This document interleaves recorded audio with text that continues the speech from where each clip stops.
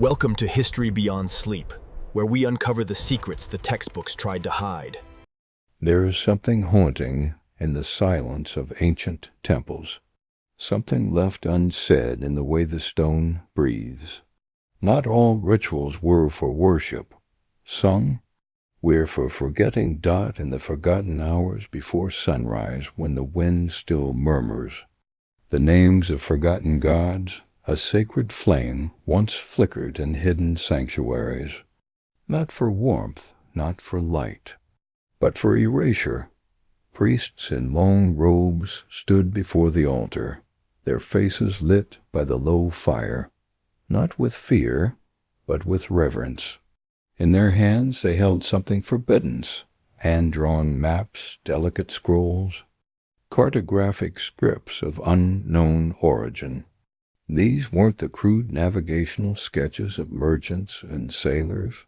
No, these were older, wilder, and far more dangerous. They burned them.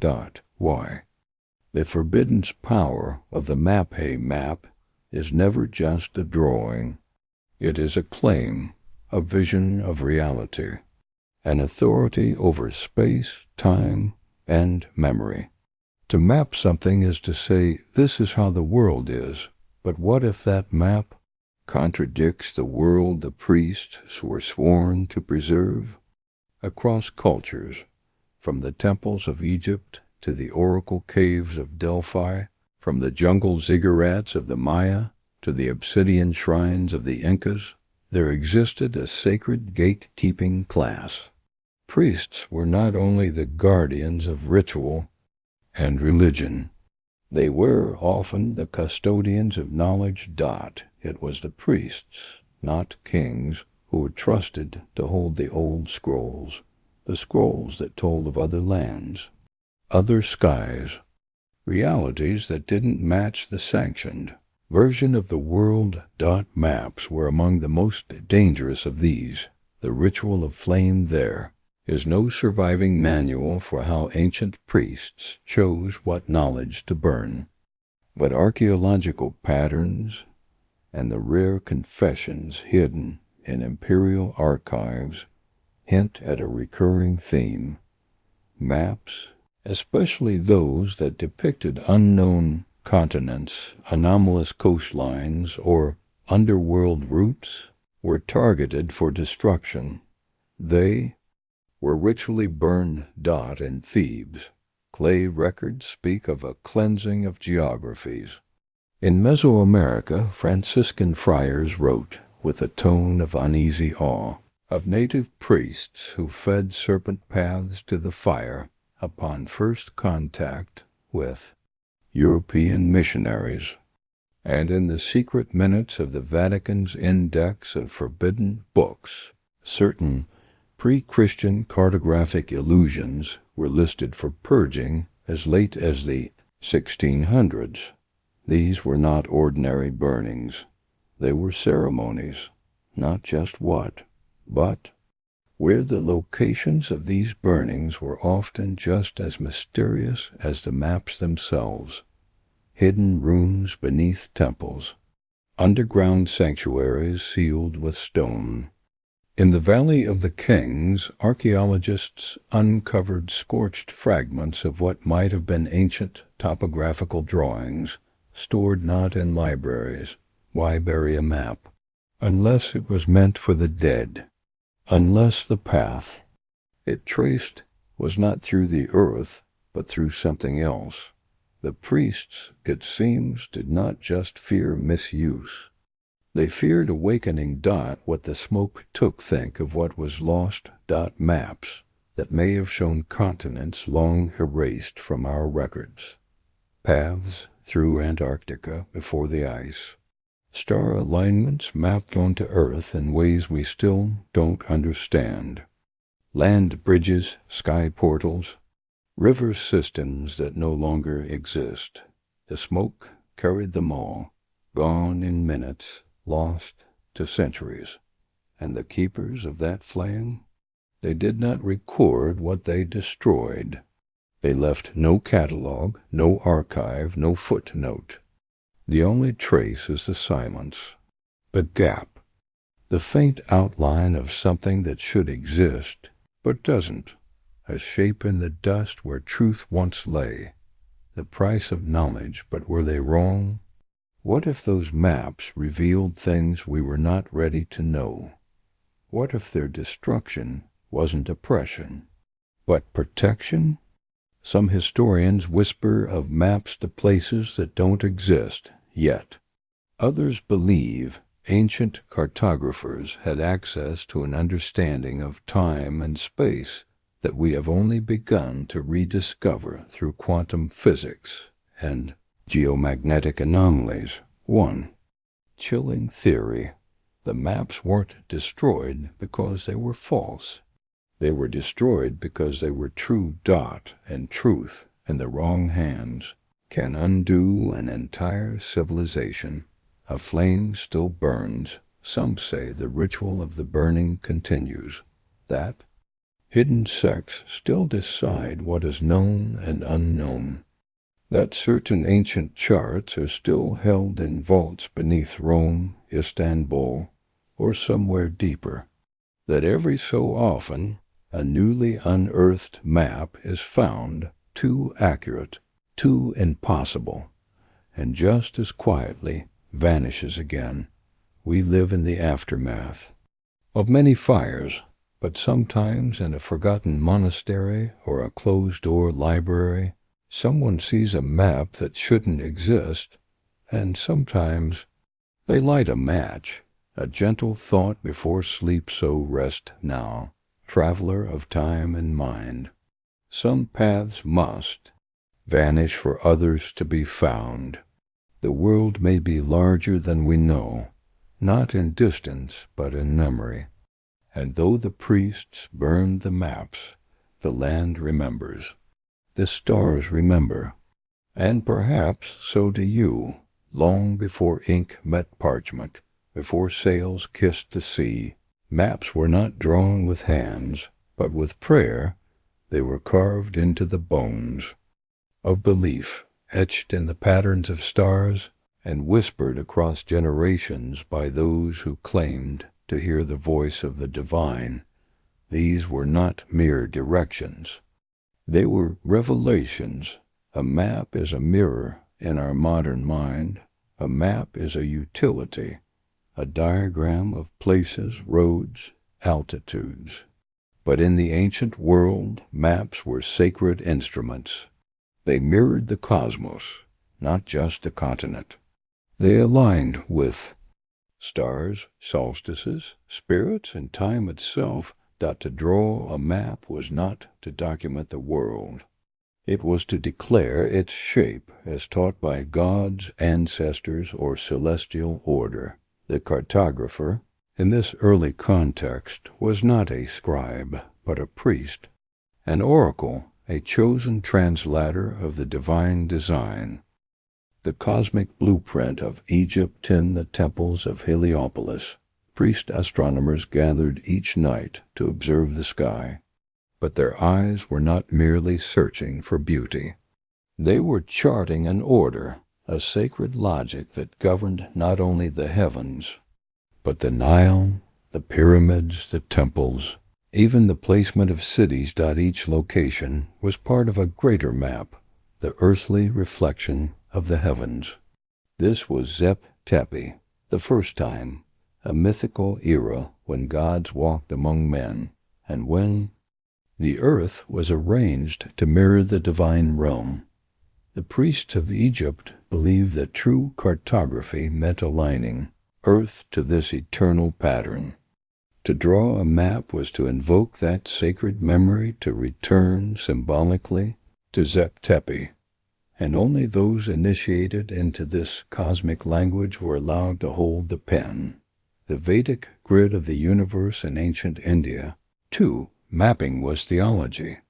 The Vastu Purusha Mandala, a cosmic grid used in temple architecture, was not aesthetic. It was metaphysical. Each square represented a deity, each direction a force, each measurement a whisper of the infinite. cities, temples, and even entire kingdoms were laid out according to this divine blueprint. The priests held the knowledge. The kings obeyed it. Maps, in this sense, were not about exploration, but about alignment. To build, to travel, even to exist in the wrong direction, was to rebel against the cosmic rhythm. China's dragon veins in ancient China geography was alive. The land was seen as a breathing being. Mountains were its bones, rivers its blood, wind its breath. Feng Shui masters and Taoist geomancers mapped the earth not by physical distance, but by energy flow, the Kai. These were the dragon veins. Maps created by the priest scholars of imperial China were more than tools for navigation. They were used to determine where to build homes, tombs, temples, not for convenience but for spiritual harmony. A misplaced city could bring centuries of misfortune. A correctly placed one, generations of peace. These sacred maps were guarded by royal decree. To possess one without authority was treason. To draw one without training, blasphemy. Mesoamerica, the codex cartographers in the sacred cities of the Maya, Aztec, and Zapotec, priest cartographers created codices, folded bark paper books filled with bright pigments and precise geometry. But these were not maps of space alone. They were calendars, cosmologies, spiritual paths. A river was not just water, it was a metaphor for time. A mountain, not just stone, but a ladder to the gods. Their maps described not only where things were, but when they were meant to be there. To understand a Maya map was to step outside of linear time. To walk it was to enter a sacred choreography between earth, sun, and soul. The cartographers were priests. But why? Why were religious leaders the ones drawing maps? Because in the ancient world, to map something was to define it, and to define something was to possess its power. The earth, they believed, was not to be reduced to coordinates and borders. It was a sacred body, alive and mysterious, and only those who understood its soul could dare to trace its form. To make a map was not to conquer the world, but to respect it, to whisper to it, to listen. The knowledge was not shared, and so these sacred maps were not published, not copied, not passed from hand to hand. They were hidden in sanctuaries, carved into temple walls, encoded in myths, guarded by riddles. Some were shown only once a year, during solstice rituals or equinox alignments, then covered again with cloth and silence. Others were memorized and burned. Yes, even these, even the priest cartographers in their reverence sometimes chose fire, because what they had drawn was too sacred, too dangerous, too illuminating. The danger of knowing too much to see the whole world at once. Not just its shape, but its pulse, its path, its potential, was a weight few could bear. It was said in ancient texts. He who reads the full map may forget where he stands. A traveler might become untethered. A king might lust for lands never meant to be found. A priest might begin to doubt the very heavens he once trusted. And so the maps were guarded, then sealed, then sometimes burned, a thought to sleep with tonight. As your thoughts soften and scatter like stars, remember that the world has not always been mapped with lines and borders. Once it was drawn with reverence, outlined by memory, shaped by spirit. The cartographers of the gods did not seek to explain the world. but to reflect its mystery. And maybe, just maybe, that mystery still waits, hidden in the folds of an ancient map, lost in the ashes of a temple, or softly glowing behind your closed eyes. Sleep gently. More secrets lie ahead. There are shapes the earth remembers, circles carved into stone, triangles traced between stars, lines that stretch across oceans, never straying, never explained. Before borders, before flags, before even language, there was geometry. Not for buildings, not for counting, but for understanding. And some say that geometry led to lands that were never meant to be seen. The land behind the pattern and ancient texts across civilizations. We find echoes of lands that don't appear on modern maps.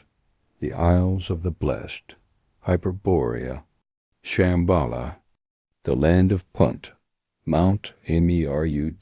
They rise in story, shimmer in ritual, and vanish in the dust of scholarship. Were they myths, mistakes, or something else deliberately erased? What links them isn't only their elusiveness, but their geometry. These places weren't guessed at randomly. They were predicted, measured, plotted. Every mention is mathematical. Every journey aligned with the stars. The triangles of the ancients consider, the strange alignments that emerge when we draw lines across ancient sites.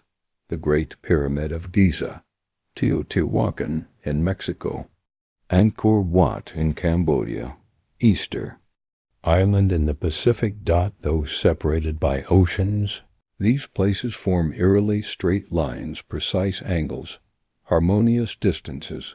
Coincidence? Or was there a map we no longer have? A map based not on terrain but on truth. These weren't travel routes, they were power lines, sacred geometries laid upon the skin of the earth, like tattoos whose meaning we've forgotten. The builders who knew, who had the knowledge to align temples with solstices, megaliths with magnetic fields, cities with constellations. Some believe it was the priests, others something older, an earlier civilization, now lost, that mapped the earth not with compasses, but with consciousness. These builders didn't merely observe the land. They felt it. They sensed a resonance, a frequency, a harmony between stone and sky. Their maps weren't flat. They sang. Forbidden's for a reason. Why would such knowledge be forbidden? Because sacred geometry challenges everything. It suggests that the earth is not random, that our cities could have been placed with purpose, that forgotten lands were meant to be found or never found again. It also suggests that someone, at some point, understood it all. And when understanding reaches too far, it becomes dangerous. A priest may call it heresy. A king may call it rebellion. An empire may call it treason. So the maps were burned. Not for being wrong, but for being too right. The Meru axis and the world tree. In Hindu and Buddhist cosmology, there is a sacred mountain at the center of all things. Mount Meru, surrounded by concentric oceans and lands. Meru is not just geography. It is cosmography. It appears in Tibetan mandalas, in Vedic hymns, even in medieval Christian art, as the world tree, the axis mundi, the center of creation. Some believe that ancient priests once had real maps of this layout, not symbolic, but navigable, and that these were the maps destroyed most fervently, because to locate the true center of the world is to call into question the authority of every throne not built upon it. The ley lines and the serpent path in old Druidic traditions In Native American lore, even in the Dreamtime songs of the Aboriginal peoples, there are stories of lines that crisscross the earth like invisible veins. Today, we call them ley lines. Ancients may have called them serpent paths. These were the roots of energy, spirit, life force, not visible to the eye but sensed by the heart, aligned by geometry dot, and those who could map them could travel in ways no one else could. Not just across the earth, but across dimensions of meaning. No wonder the priests lit their flames. The geometry that disappeared overnight in 1891, a French scholar named Charles Dupuy claimed to have reconstructed a lost map from Babylonian fragments, one that showed precise, triangular formations across the Middle East and North Africa. The day after his findings were published, the original fragments were declared misplaced, and Dupuy was never heard from again. Coincidence? Or the quiet hand of those who still guard what must remain hidden? The echoes that remain even if the maps are gone, the pattern remains. We still feel awe at the perfect symmetry of a mandala. We still marvel at the exactness of megalithic stone circles. We still follow grid lines in city planning, unaware that the impulse to align may be older than memory. Perhaps the geometry is not forbidden to us. Perhaps we've only forgotten how to listen. The earth still hums, still whispers its shape, still remembers. A thought to sleep with as your body finds stillness. Know that there is a pattern beneath you, ancient, silent, waiting. The ground remembers where it once sang. The stars still shine on points that once glowed with temples and fire, and though the priests may have burned the maps, the shapes remain carved into the world, folded into your dreams, waiting quietly to be drawn again. Sleep gently. The geometry continues. In the early years of the 16th century, while Europe still groped through fog and superstition, a map surfaced that would unsettle the very foundations of cartography, drawn on gazelle skin, fragile yet vivid. It showed coastlines that should not have been known, and frozen lands free of ice, long before their discovery. This was the Piri Reis map. A map that should not exist. Admiral Piri Reis, a famed Ottoman navigator and cartographer, compiled this map in 1513 from numerous older sources, some of which he claimed were ancient, from the time of Alexander the Great. What made it extraordinary was not just its detail, but the very places it depicted: the eastern coast of South America, and, more controversially, parts of Antarctica, before it was even discovered or understood to be covered in ice. How was this possible? Scholars dismiss. Mystery grows for centuries. Historians and cartographers dismissed the map as flawed, or a fanciful copy of later discoveries, patched together by guesswork. Yet the lines, the shapes, the proportions, they resisted easy explanation. Some scientists later analyzed the map's projections and found it alarmingly accurate for a time long before modern instruments. The silence that followed its revelation was deafening. The map challenged established history, threatening to rewrite timelines. Ancient knowledge lost or hidden. Where did Piri Reis get his sources? He claimed to have drawn upon a treasure trove of earlier maps, some from the Alexandrian library, others from unknown ancient mariners. The implication was staggering. That ancient civilizations had traversed the globe with a precision and knowledge far beyond what was believed possible. If these maps existed, why were they lost? And why did no other official record acknowledge them? The burning of the Alexandrian Library visited. Destruction of the Alexandrian Library remains one of history's greatest tragedies. A vast repository of knowledge reduced to smoke and ash. Some scholars theorize that among its contents were sophisticated maps, including detailed charts of polar regions and distant continents. The burning was not just accidental or collateral. Some whisper it was deliberate.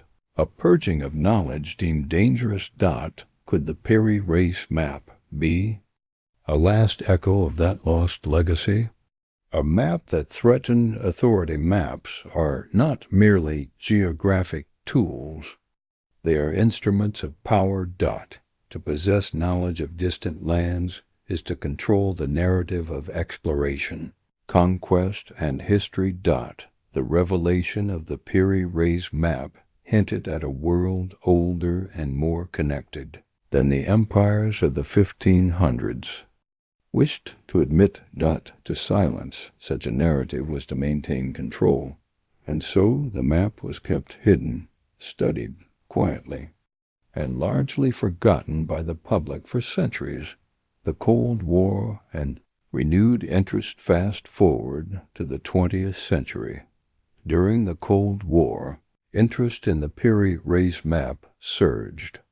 Scientists and military strategists studied it closely, looking for clues about ancient climate, shifting poles, and lost civilizations. Some believed it showed Antarctica before the ice sheet, suggesting a warm period tens of thousands of years ago.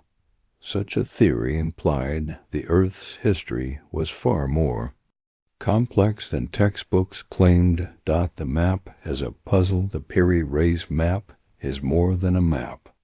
It is a puzzle layered with secrets and deliberate omissions. Some sections are missing, others blurred. Many speculate that Peri race or his sources intentionally obscured certain details, hiding the true scope of ancient knowledge beneath. Coded symbols. The priests and scholars who passed these maps down may have known some truths must be veiled. Echoes of a forgotten cartography. These silence after the Peri race map's discovery echoes the silence of burned maps before it. History repeats in shadows. Knowledge surfaces briefly, then vanishes into obscurity, yet the map continues to haunt the edges of scholarship, a reminder that what we know is only part of the story. Perhaps the real maps still exist somewhere out of reach, guarded by those who understand the cost of revelation. A gentle reflection before rest. As your eyelids grow heavy and your mind softens, think of the Peri race map as a whisper across centuries, a quiet plea from the past to remember that the world is wider, deeper, and stranger than we imagine, that some knowledge is carried in silence, and some truths are best held softly, like a flickering flame in the night. Sleep now. The map's secrets rest with you. Alexandria, a city of light and shadow, where knowledge once gathered like sunlight on the water. Its great library was the jewel of the ancient world, a beacon where the secrets of earth and sky were collected, translated and treasured by scholars and priests alike. Yet it was lost, not once but twice. The first flame, a tragedy of fire and war, in 48 BCE, Julius Caesar's siege of Alexandria set the city ablaze. The flames consumed ships, temples, and the great library itself. Scrolls, fragile repositories of wisdom, turned to ash. Among them, some say, were the original maps that traced the true shape of the world. Was it careless destruction, or a deliberate erasure of forbidden knowledge? Historical accounts remain murky. Some suggest the fire was an accident. Others whisper of a calculated purge, a cleansing by those who feared what the scrolls revealed.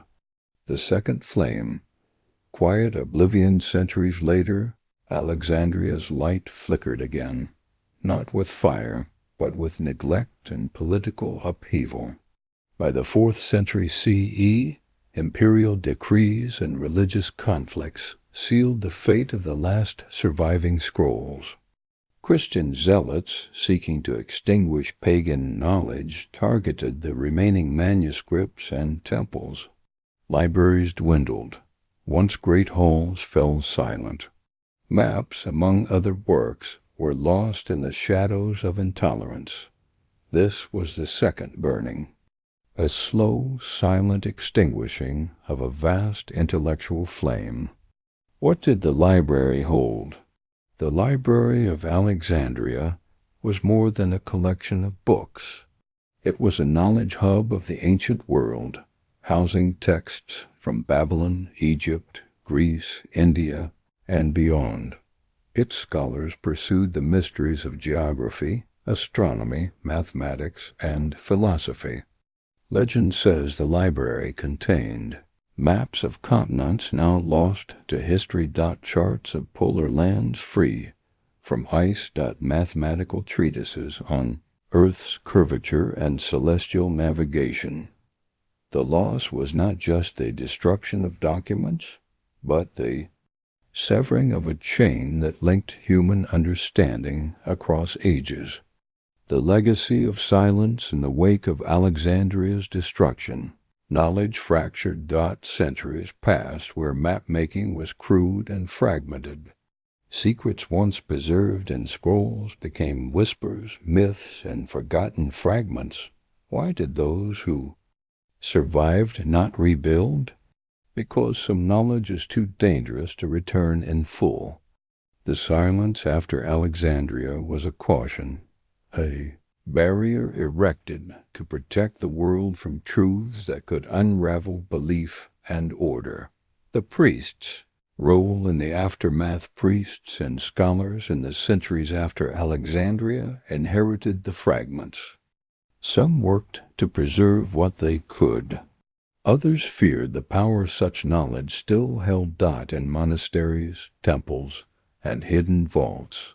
Surviving maps were locked away, guarded as much against outsiders as against curiosity itself. In some places, maps were destroyed deliberately, a ritual fire to close a chapter of dangerous knowledge. Fire as a symbol. Fire is both destroyer and purifier. In Alexandria, flames erased pages, but they also transformed knowledge into legend. The burning of the library became a symbol, a reminder of the fragility of human wisdom and the price of seeking forbidden truths. What if the maps survived? Some believe not all was lost. Fragments of those ancient maps might have survived, passed down through secret societies, copied into religious texts, encoded in myths and allegories. The Piri race map, centuries later, might be one such echo. These surviving whispers challenge us to reconsider history, to wonder what knowledge still waits, hidden in shadows behind closed doors, or beneath layers of dust. A thought to drift into sleep as night deepens and your mind relaxes. Think of Alexandria as a flame that both burned and illuminated. Its ashes scattered across time, fertile ground for dreams and mysteries yet to be uncovered. The maps may have been lost, but their legacy still guides us. Sleep now, knowing that knowledge, like fire, can never be fully extinguished. Beneath the surface of the earth, beyond the reach of sunlight and time, lie realms both feared and revered, the underworlds of ancient imagination.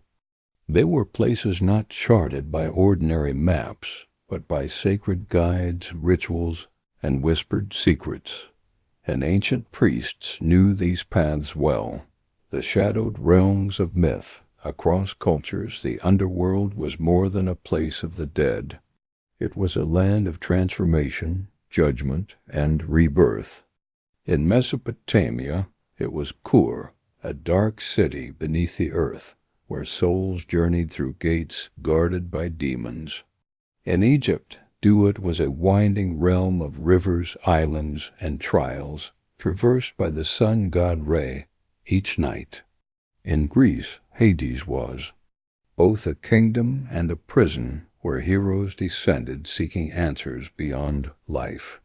These underworlds were mapped not in miles or leagues, but in stages of the soul's voyage, sacred maps for the living and the dead. These and stages of the soul's voyage, maps that led to these realms, were unlike any earthly chart. They were diagrams of passage, drawn in sacred texts, carved into tomb walls, and spoken aloud during funerary rites. The Egyptian Book of the Dead, for instance, is a guide for navigating Duat, complete with spells to bypass dangers and appease spirits. These maps were essential for the dead, but also for the priests who performed the rites, ensuring safe passage and return. Hidden paths and secret doors, ancient temples often concealed chambers, believed to be entrances to the underworld. In some cultures, priests performed rituals to open these doors, not to the living world, but to other dimensions. It is said that certain caves, labyrinths, and subterranean rivers were considered literal gateways. Maps of these places were carefully guarded. To reveal their location was to invite danger. The underworld was not a myth alone.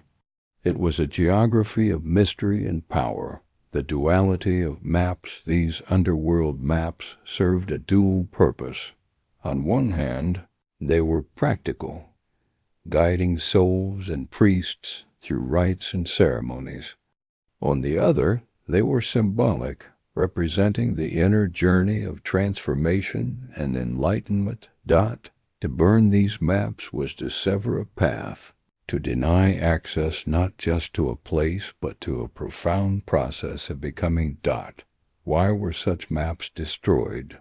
The destruction of these maps can seem cruel, but it was often an act of protection. Priests understood that the underworld's power was not for everyone. Those who entered unprepared might become lost, trapped forever. Ritual fire was a way to safeguard the sacred knowledge, ensuring it passed only to the worthy. Sometimes the maps were too potent, containing secrets of resurrection, immortality, or cosmic balance. Such knowledge in the wrong hands could disrupt worlds. Echoes and burial practices. Many ancient tombs and burial sites are arranged with symbolic geometry, reflecting the maps of the underworld. Mayan tombs, Egyptian pyramids, and Viking burial mounds are all designed as miniature representations of these realms. The journey was etched into stone, a silent map for the dead to follow. These practices echo the priest's belief in the necessity of guidance beyond death. The lost geography of the soul. Modern maps chart the physical world with precision, but ancient underworld maps chart the geography of the soul, its trials, fears, and ultimate liberation. They remind us that every journey outward is mirrored within. The priests who burned these maps preserve the mystery of this inner landscape, guarding it from profanation and inviting us to seek our own paths quietly through dreams and reflection. A thought to carry into sleep as you close your eyes. Imagine a journey beneath the earth, through dark rivers, past gates of stone, guided by the whispered words of priests long gone. The maps may be gone, but the path remains. Within you a silent geography of shadow and light. Sleep now, traveler, and trust the journey ahead. In the hushed corners of ancient legend, where myth and history entwine, there lies the story of Atlantis, a land said to be swallowed by the sea, yet never fully lost. For centuries, seekers have searched for its coordinates, believing that beneath waves and time's veil, Atlantean maps linger still, waiting to be found. The legend of Atlantis, Plato's dialogues Timaeus and Critias, first told of Atlantis, a mighty island kingdom of advanced knowledge and power, vanished in a single day and night of catastrophe. Atlantis was described as a realm of concentric rings, canals and temples, a place where science and spirituality merged seamlessly. Its tale is both warning and invitation, a mirror reflecting humanity's potential and hubris. Maps written in myth, though no physical map of Atlantis survives, ancient texts hint at its precise location. Descriptions of distances from known lands, star alignments, and ocean currents suggest that those who told its story had access to secret cartographic knowledge. Some claim that Atlantean maps were encoded in myths, hidden within allegories and oral traditions passed down through secret priestly lineages. The coordinates in ancient texts esoteric scholars have long tried to extract. Coordinates from Plato's descriptions. The island lay beyond the Pillars of Hercules, what we now call the Strait of Gibraltar. Descriptions of the sun's position, the phases of the moon, and the island's dimensions hint at a calculated placement on Earth.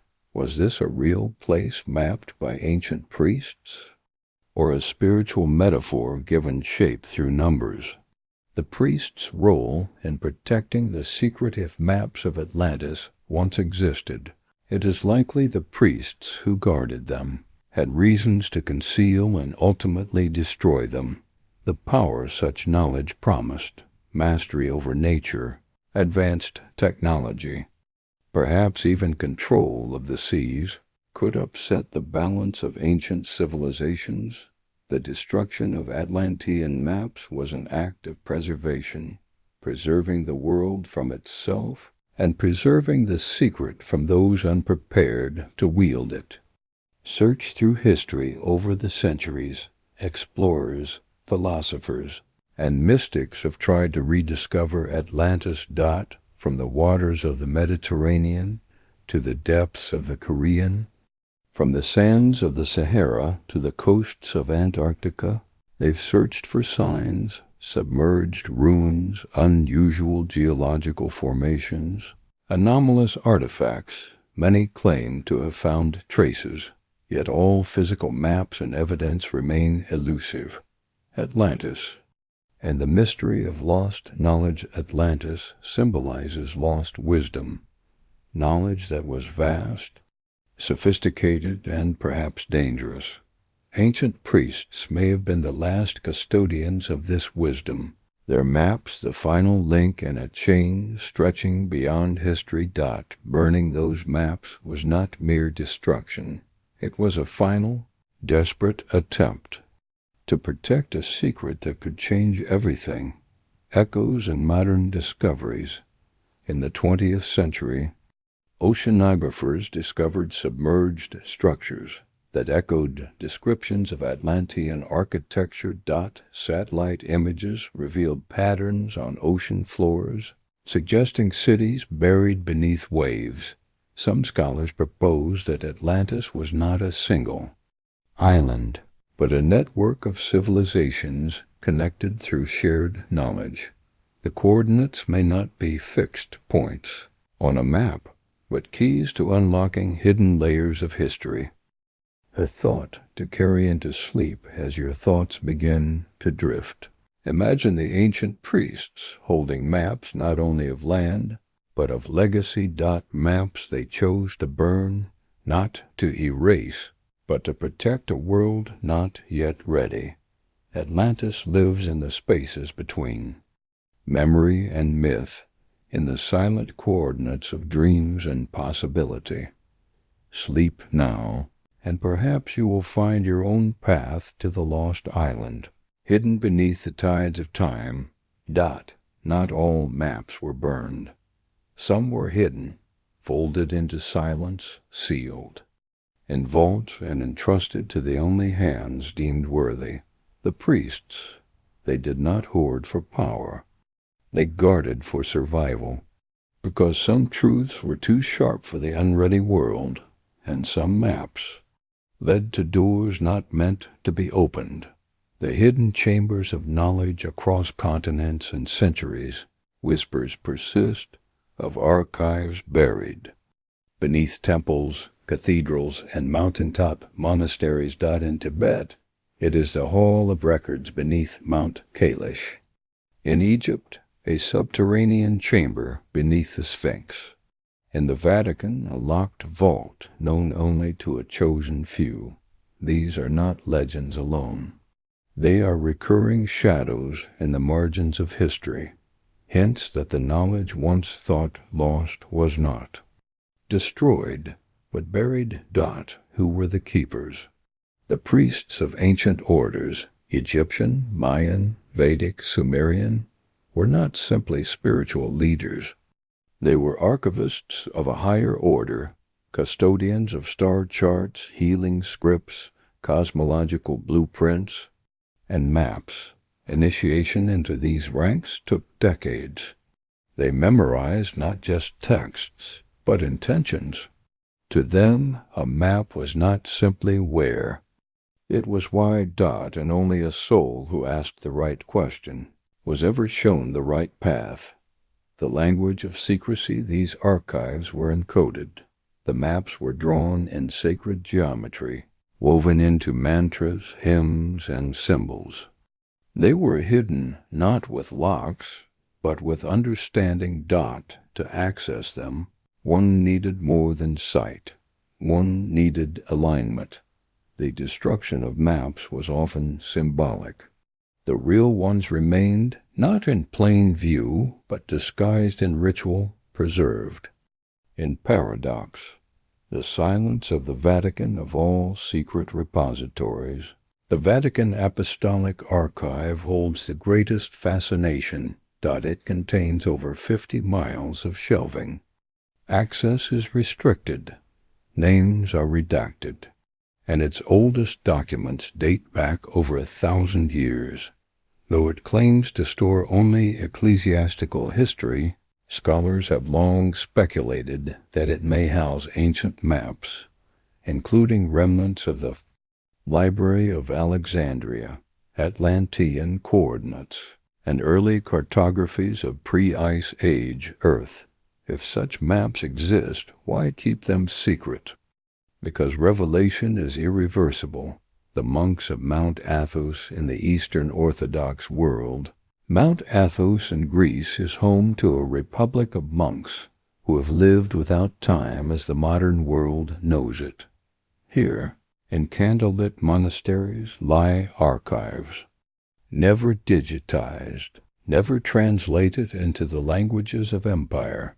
Some researchers claim these monks preserve ancient scrolls describing a circle of lands that surround our known earth, and sacred paths that link stars to soil. The monks do not deny it.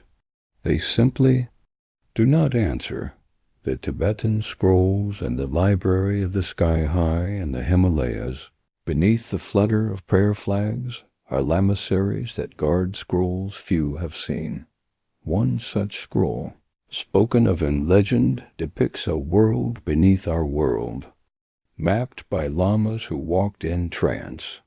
These maps were never shown to outsiders, not because they were forbidden, but because no outsider ever knew the right question to ask. Burning and burying, a ritual choice. Priests across civilizations. often faced a terrible choice. When war, conquest, or imperial decree approached, they had to decide what to preserve and what to destroy. To bury knowledge was to risk permanent loss. To burn it was to protect it from misuse, and so many maps were split in half, one part burned, the other hidden. Like a whisper between generations, only completed in dreams. Modern echoes and the accidental finds. In modern times, researchers have stumbled upon fragments, a carved tablet in a closed monastery, a scroll found hidden behind a false panel in a desert shrine, a chart beneath a fresco, revealed only when the plaster fell away. Each find opens a crack in the sealed history of priestly archives. But none of them are complete. Like puzzle pieces soaked in time, they hint at a truth larger than any one story can contain. A thought to drift into sleep. Some maps were not made to be followed, but to be remembered. As you close your eyes, imagine the secret rooms deep beneath old temples, where candlelight flickers on ancient ink, and silence guards more than gold. The priests chose to protect what we were not yet ready to know, but knowledge waits patiently. And in dreams, doors long sealed may open. Sleep well, gentle seeker. The archives still whisper, long before satellites, before compass and clock. The heavens were our first map. The stars shimmered above, not as decoration, but as guides, silent, ancient, unwavering. They told us where we were, when to plant, when to sail, and perhaps where hidden lands once lay. The sky was a scroll, and the priests were the only ones who could read it. Celestial cartographers in every corner of the ancient world, priests and astronomer priests, looked upward, not in wonder alone, but with purpose. The Egyptians aligned pyramids with Orion's belt. The Maya tracked Venus with terrifying precision. The Babylonians recorded eclipses on clay tablets, mapping cycles that still mystify us today. To chart the stars was to chart meaning itself, and among these patterns lay secrets of the earth. As above, so below. This ancient maxim, as above, so below, was not metaphor, but method. To understand the movements of the stars was to decode the rhythm of the earth. Priests believed the heavens mirrored terrestrial events, and if the stars shifted, so too would empires rise, floods swell, and hidden lands awaken.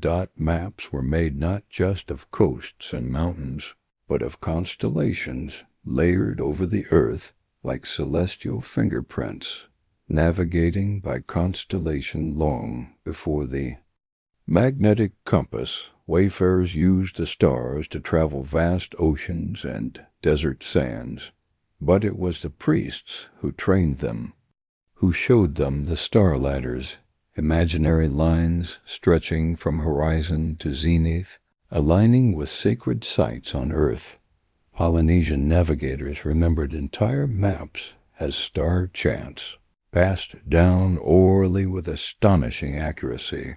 The Dogon of Mali, it is said, knew of Sirius B, an invisible companion star, long before modern telescopes.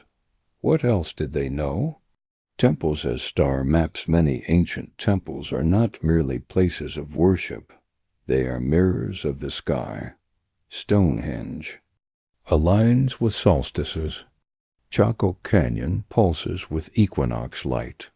Teotihuacan is laid out like a stellar blueprint, echoing Orion's belt, just like the pyramids of Giza. To enter these sacred spaces was to walk into a map, one etched not on paper, but on stone, shadow, and starlight.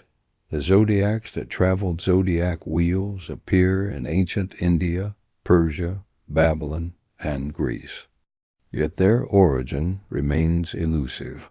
Were they shared through trade or inherited from a much older world?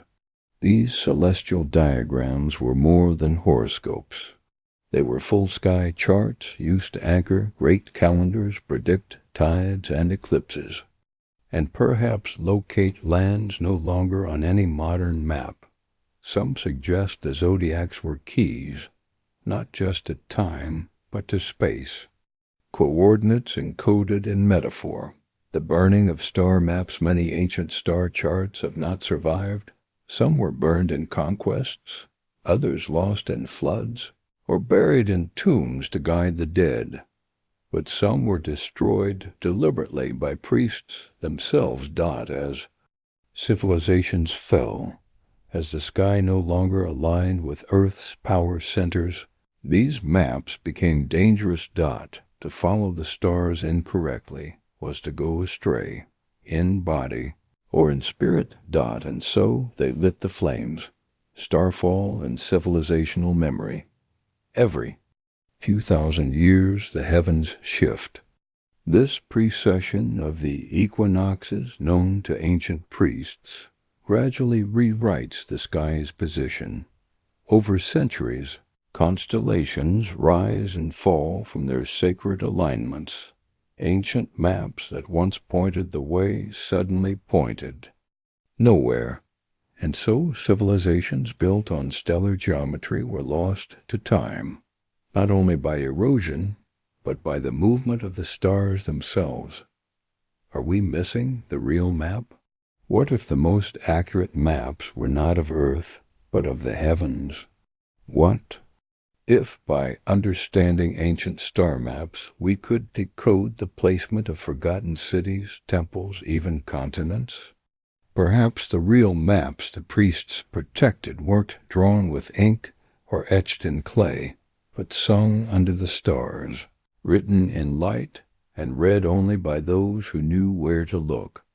A thought to drift into sleep tonight as the stars settle into their ancient positions. Know that you lie beneath a sky that once guided kings and wanderers, that once whispered secrets to the patient watchers of the night.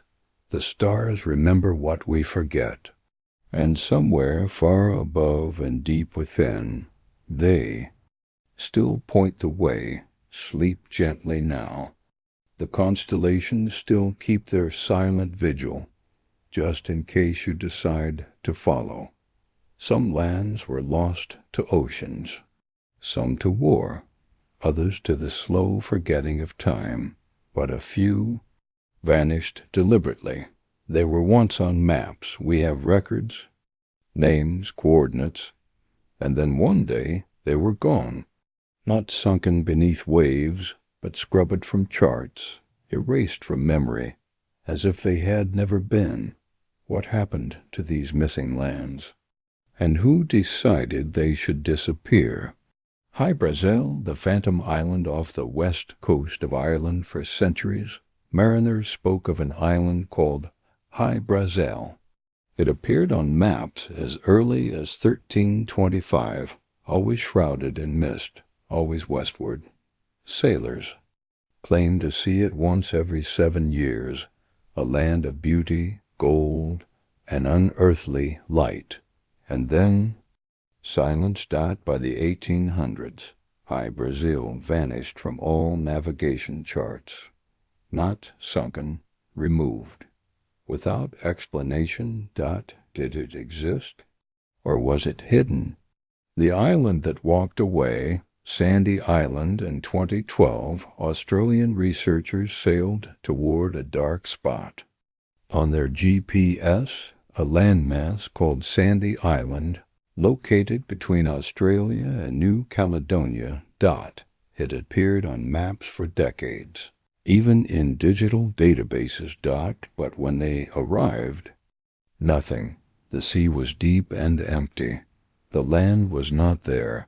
No rocks, no shallows. just open ocean. And soon after, Sandy Island was removed from official charts, as though it had never been. Terra Australis, the lost southern continent for centuries. European maps displayed a massive continent at the bottom of the world, Terra Australis incognita. It stretched across the southern oceans, a necessary balance, they believed, to the land masses of the North. This was not guesswork.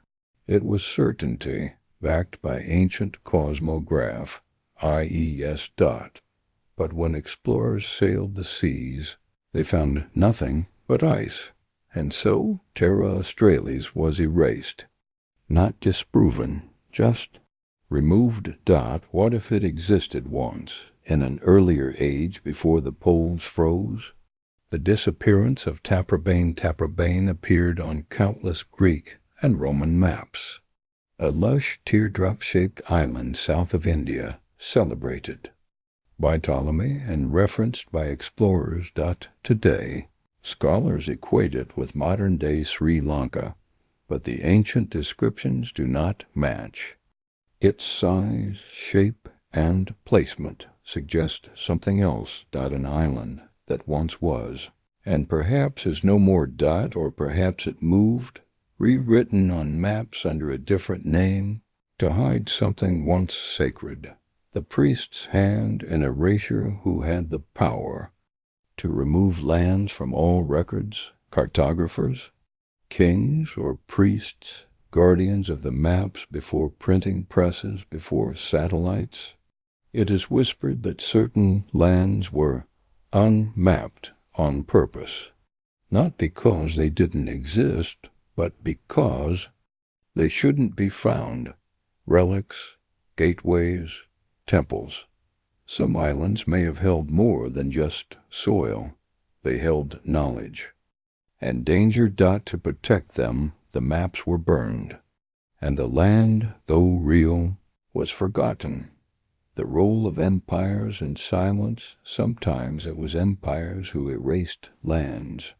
Colonial powers reshaped maps to control trade, to hide resources, to deny rival. Nations access to sacred places, entire islands with people, culture, history erased. But it was the priestly class that began the pattern, silently redacting the world. One forbidden place at a time. The shift from myth to memory, what we call myth, may once have been geography. Lemuria, Mu, Thule, were these lands fiction or merely forgotten? Some believe they were erased in stages, first from maps, then from books, then from the minds of men. Only the stars remember. Only dreams carry the shapes. Could these lands be found again? With modern technology, sonar, satellites, and seafloor mapping, why haven't we rediscovered these missing lands? Perhaps because we're looking with the wrong eyes. These places may not be visible to the uninvited. They may shift, mist-cloaked, revealed only in certain alignments, lunar tides, magnetic windows, or rituals no longer known. The old maps may have contained the when, not just the where, and without that, they stay hidden. A gentle thought to sleep with tonight. As your mind softens and the noise of the day fades, imagine those lost lands, veiled in mist, sleeping beneath waves or hidden in plain sight. Not lost to nature, but hidden by choice, protected by silence, and maybe, just maybe, waiting for someone with the right question, at the right moment, to find them again. Sleep now, gentle traveler. There is more land than we know, and some of it lies in dreams. Maps have always been more than mere drawings. They are stories, power, and prophecy, crafted by those who dared to see beyond horizons and speak truths others feared. But what happens when the storytellers are silenced? When the map makers disappear into shadows, their voices lost beneath the roar of empire and dogma, the silent custodians across time and continents, map makers were often priests, scholars, or visionaries, guardians of knowledge both sacred and secret. Their work was not just science, but an art woven with myth and meaning, yet many were forced into silence, their maps destroyed, their names erased.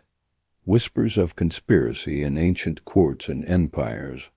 Maps held the power to challenge rulers, to reveal lands untouched by conquest, to expose secrets that could unmake kingdoms.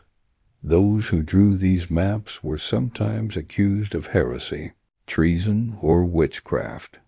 There are stories, whispered but persistent, of cartographers who vanished mysteriously, of libraries burned, in the dead of night, of maps torn apart and scattered to the winds. The fate of Greaves and Munster Gerdes Mercator, Martin Wald C. Muller, and Orance Feeney, famed map makers whose works shaped modern geography. Yet earlier, less-known cartographers, often working in secret, were silenced. Greaves, a 17th-century English geographer, was rumored to have discovered lost lands, but was discredited and imprisoned. Munster's maps were censored to erase sensitive regions. The loss of their voices was a loss of worlds. Burning the cartographer's legacy, the burning of maps was symbolic and literal. To destroy a map was to destroy knowledge, to erase possibility. In times of upheaval, priests and rulers alike wielded fire to control what could be known. It was a language of power, a warning to all who dared to chart the unknown. Secret societies and hidden mapmakers escaped persecution by joining secret orders. The Rosicrucians, the Freemasons, and other esoteric groups maintained hidden libraries and continued the tradition of sacred cartography.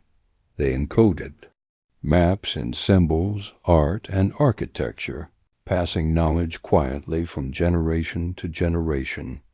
Their maps were more than guides. They were keys to spiritual awakening.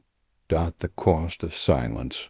When map makers were silenced, knowledge fragmented.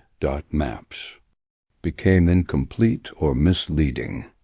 The collective memory of geography became clouded. We inherited a world drawn by few voices, their truths filtered through power and fear, and still, beneath the surface, the suppressed maps pulse with possibility, a legacy in shadow, though silenced. The mapmaker's legacy endures. Fragments of their work survive in unexpected places, ancient manuscripts, forgotten frescoes, even the layout of cities and cathedrals. Their silent stories invite us to look closer, to listen between the lines, and to seek the worlds they dreamed of revealing. A thought to drift into sleep as you close your eyes. Imagine the mapmaker's quiet courage. The nights spent drawing lines no one was allowed to see. The whispers passed. In shadowed rooms, the maps hidden beneath floorboards, waiting for a time when silence would break. Sleep gently, knowing their dreams still guide us, their maps etched not just on paper, but in the very fabric of our world. The flame that once consumed ancient maps has not died with the passage of time. It flickers still, in shadows and whispers, in quiet vaults and silent archives, guarded by those who understand its power, the power to shape reality itself. Why, even now, do some maps burn? Why does knowledge still demand secrecy? Knowledge is power, and threat maps are more than images on parchment or screens. They are vessels of power, power over territory, resources, and destiny.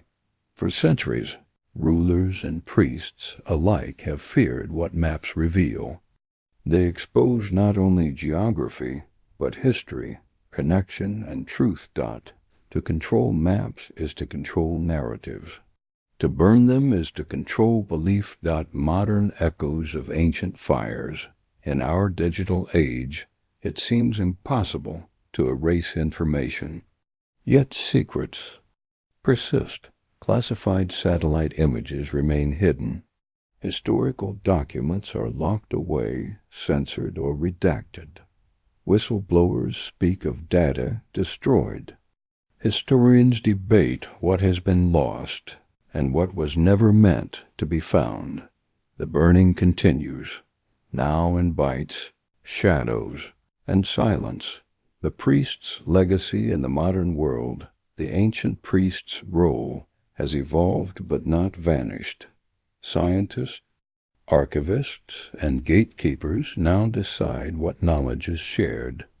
They face the same questions. What is too dangerous to reveal?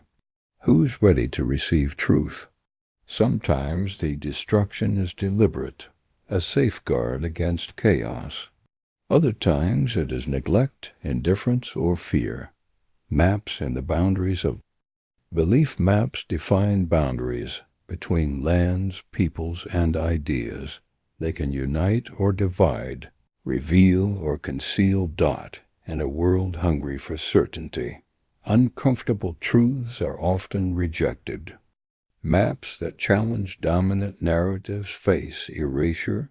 The psychological flame beyond politics and power lies a deeper reason for the burning. Knowledge changes us. It forces us to rethink ourselves, our past, and our place in the universe. The flame represents the fear of transformation, the fear of losing old certainties.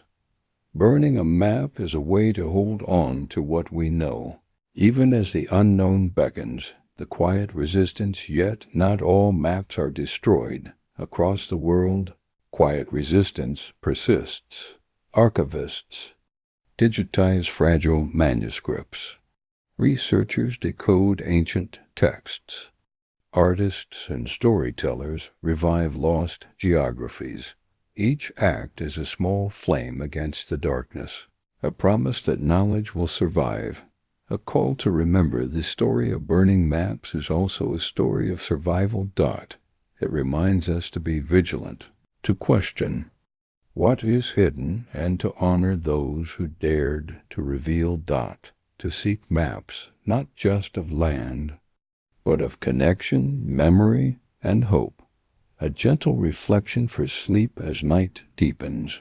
Feel the flicker of the ancient flame, not as destruction, but as a guide, a fire that burns away illusion, to reveal something truer beneath. Rest now and dream of maps still waiting to be drawn, and of journeys yet to begin. Sleep gently. The flame still lights the way. There are maps that lie quietly in archives, maps that trace coastlines, rivers, and ridgelines. And then there are forbidden cartographies, maps whispered of but rarely seen, maps that chart not just land, but what should not be charted at all. Hidden continents, subterranean worlds, pre-human civilizations. These maps defy the accepted version of Earth, and that is why they are forbidden. What makes a map forbidden? A forbidden map doesn't just break rules. It breaks reality. It shows what should not exist, or what some powers wish we'd forget. It may depict continents outside known, geography islands long before they should have existed structures. Beneath the ocean's portals, ley lines, or cosmic alignments. These are not errors of ink. They are deliberate, unsettling declarations that challenge history itself. The Voynich Earth, encoded cartography, while the Voynich manuscript is most known for its cryptic herbal illustrations.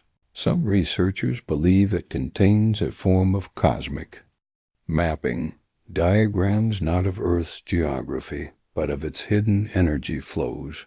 These diagrams have been dismissed as fantasy, but those who study geomancy and ancient alignment theory see maps of energetic highways, ley lines connecting.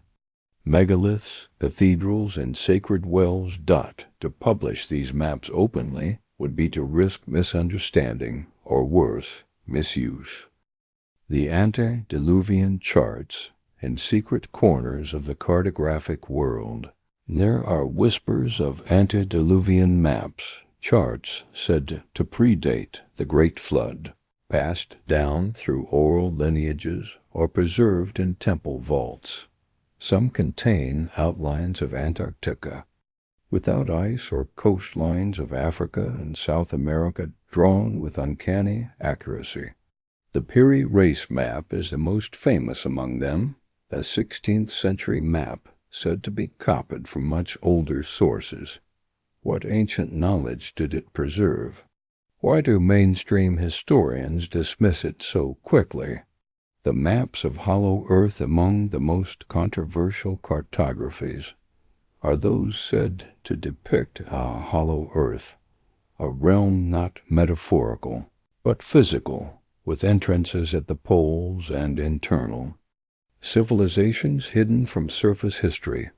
These maps are rare and highly suppressed.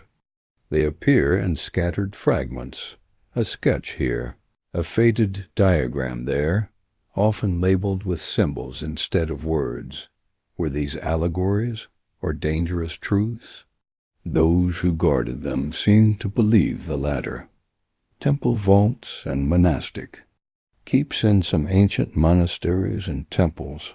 Maps were kept locked away for reasons of spiritual safety.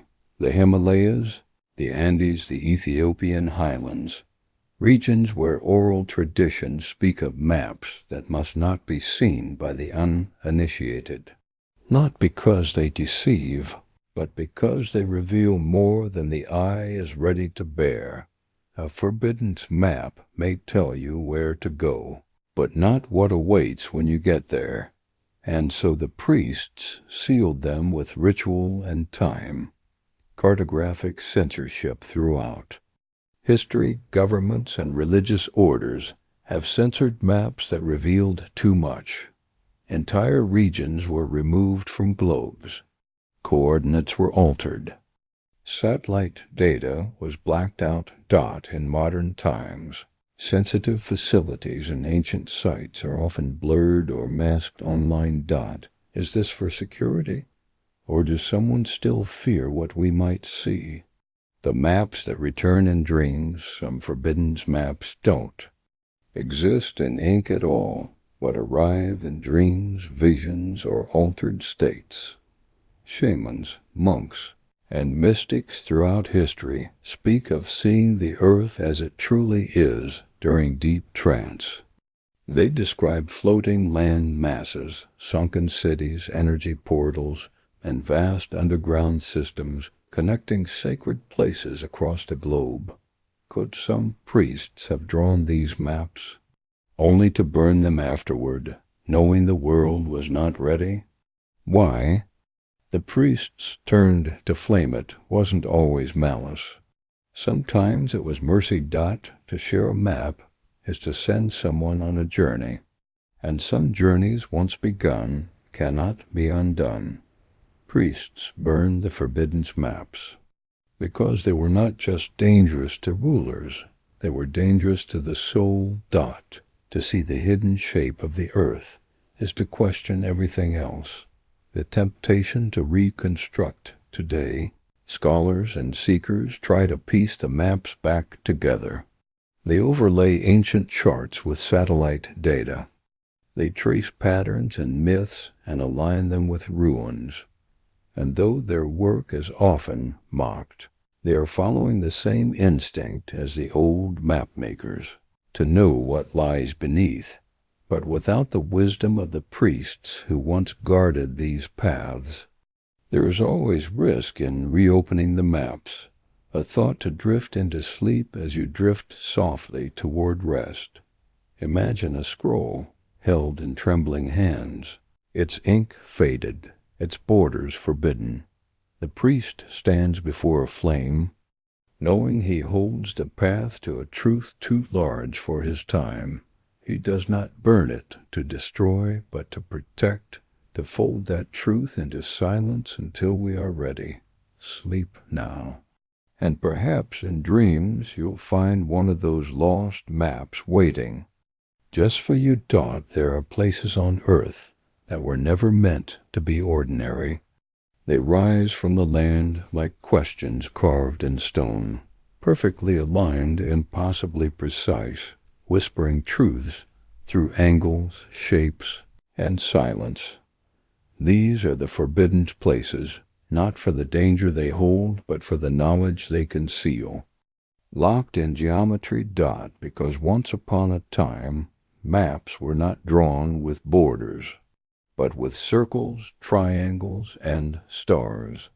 Sacred shapes and hidden wisdom, from the pyramids of Egypt to the stone circles of Britain.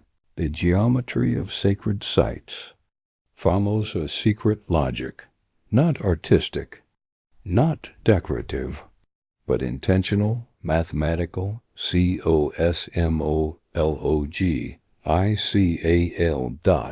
The ancients spoke through symmetry and scale. Their maps were spatial prayers, designs that connected earth to sky, body to soul, man to the divine, the triangles that shouldn't exist across the planet. Some sacred sites seem to form patterns when connected. Lines stretch across thousands of miles, from Giza to Nazca, Easter Island to Mohenjo-Daro. Some believe these form a planetary grid, an invisible web of sacred energy. And within this web are triangles, geometric voids, and alignments that cannot be accidental. Now Bermuda Triangle, Dragon's Triangle, and other strange regions fall perfectly along these invisible lines. Were these areas mapped long before compasses? And if so, who erased those maps?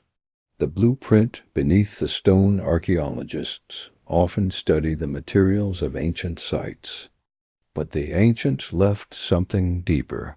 Blueprints beneath the stone. The layout of Angkor Wat mimics the stars of Draco. The city of Teotihuacan reflects Orion. The Great Pyramid encodes the golden ratio pi, the speed of light numbers. Hidden in proportions. This geometry was not decorative. It was a map, not just of the earth, but of the unseen earth. Forbidden by design, why were such places built with cosmic precision, and then abandoned or destroyed? Perhaps they weren't abandoned. Perhaps they were sealed, closed off by priests and builders who knew too well what they had created. To approach them without knowledge was dangerous. And so, like forbidden books, these geometries became off-limits. Ley lines and the earth's veins. Many ancient maps refer not to land, but to energy. The concept of ley lines, spiritual paths connecting sacred sites, appears in cultures as far apart as Britain, Peru, China, and Australia. These lines often intersect at places of great mystery. Stonehenge, the Temple of Apollo at Delphi, the oracle sites, Machu Picchu. The maps that once charted these lines are long gone, burned, hidden, or never written, but the earth remembers, and the stones remain. The priestly architects, the builders of these places, were not mere engineers. They were priest architects trained in sacred math. Their tools were simple: rope, stone, stick, sky. But their understanding was profound. They built temples aligned to solstices, walls tuned to acoustic frequencies, altars calibrated to starlight. Their geometry was a gate, And they knew some gates must never be forced open. The silence after the burnings, after the temples fell, the maps that explained their design disappeared. In many cases, this was no accident. Conquering forces burned the blueprints. Priests fled or were silenced. The rituals were forgotten. And so we inherited structures without keys, shapes without meaning. We walk among ruins that were never ruined, just silenced. Modern discoveries and denials today. Scientists rediscover the geometry of these sites using lasers, drones, and satellite imaging. Patterns emerge. Perfect alignments, impossible correlations. But academia often looks away, uneasy with the implications. What if our ancestors knew things we've only begun to rediscover? What if they mapped not just geography, but truths about reality itself? A gentle reflection for sleep tonight, as your body stills and your breath deepens. Imagine a forgotten temple beneath stars, its angles whispering wisdom, its stones still humming with memory. The maps that once described it have burned, but the design remains, written into the bones of the earth. Sleep gently now, and let your dreams follow lines not drawn in ink, but in stone, silence, and sacred proportion. Beneath the waves, where sunlight fades into silence, lie stories older than memory, etched not in parchment, but in stone, coral, and silt. For the oceans do not erase, they preserve, and some say they hide. There are maps down there, not drawn by ink, but carved by civilizations long forgotten. Maps so ancient they survived only by sinking. When the sea was land during the last ice age, the world's oceans were hundreds of feet lower. Vast coastlines existed where now only waves remain. Whole continents of dry land connected Asia to the Americas, India to Australia, Europe to North Africa. And along these vanished coasts, humans lived, built, worshipped, and mapped. Then the waters rose, and the maps went under.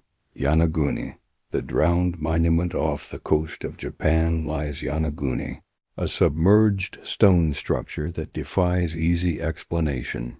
Massive terraces, straight lines, steps carved into bedrock, too precise, too intentional. Some call it a natural formation. Others insist this was once a city, part of a lost civilization, perhaps the remnants of Mu or Lemuria. If it was mapped, those charts are gone. Or perhaps hidden in a scroll no one has yet decoded. The Bimini Road in the warm shallows of the Bahamas, a strange formation rests beneath the surf. A long, linear path of stone blocks, laid out with eerie regularity. Local legend, and even the famed Edgar Cayce, linked it to Atlantis. Some divers believe the Bimini Road is a remnant of a causeway, a piece of a larger, now submerged network. No map records its origin. But perhaps one did, before it was burned.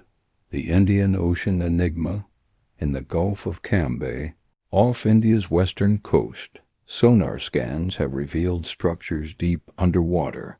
Walls, grids, possible temple foundations.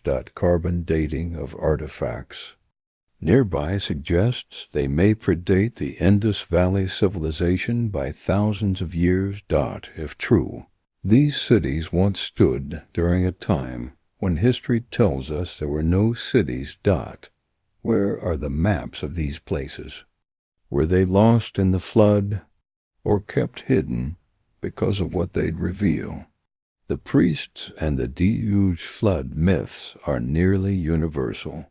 From Sumer to the Maya, from the Bible to the Vedas, they speak of a time when waters swallowed the world. But what if they were not mere allegory? What if the flood was historical, and with it went libraries, maps, and entire worldviews? The priests of those times may have seen the oceans rise, may have fled to higher ground with fragments of their knowledge. Some fragments were passed on, others deliberately erased. The suppression of submerged maps in the 20th century. A few rare maps surfaced that hinted at submerged lands, including the controversial Peary-Ray's map, which appears to show the coastline of Antarctica. Free of ice. Official narratives dismissed it as coincidence, yet the accuracy in an age before aerial mapping is uncanny. Could it have been copied from a much older source?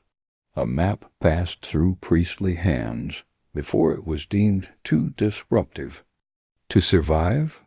Underwater geometry scattered across the ocean floors, researchers have found strange geometric anomalies, rectilinear patterns, submerged pyramidal mounds, even circular structures resembling ancient observatories.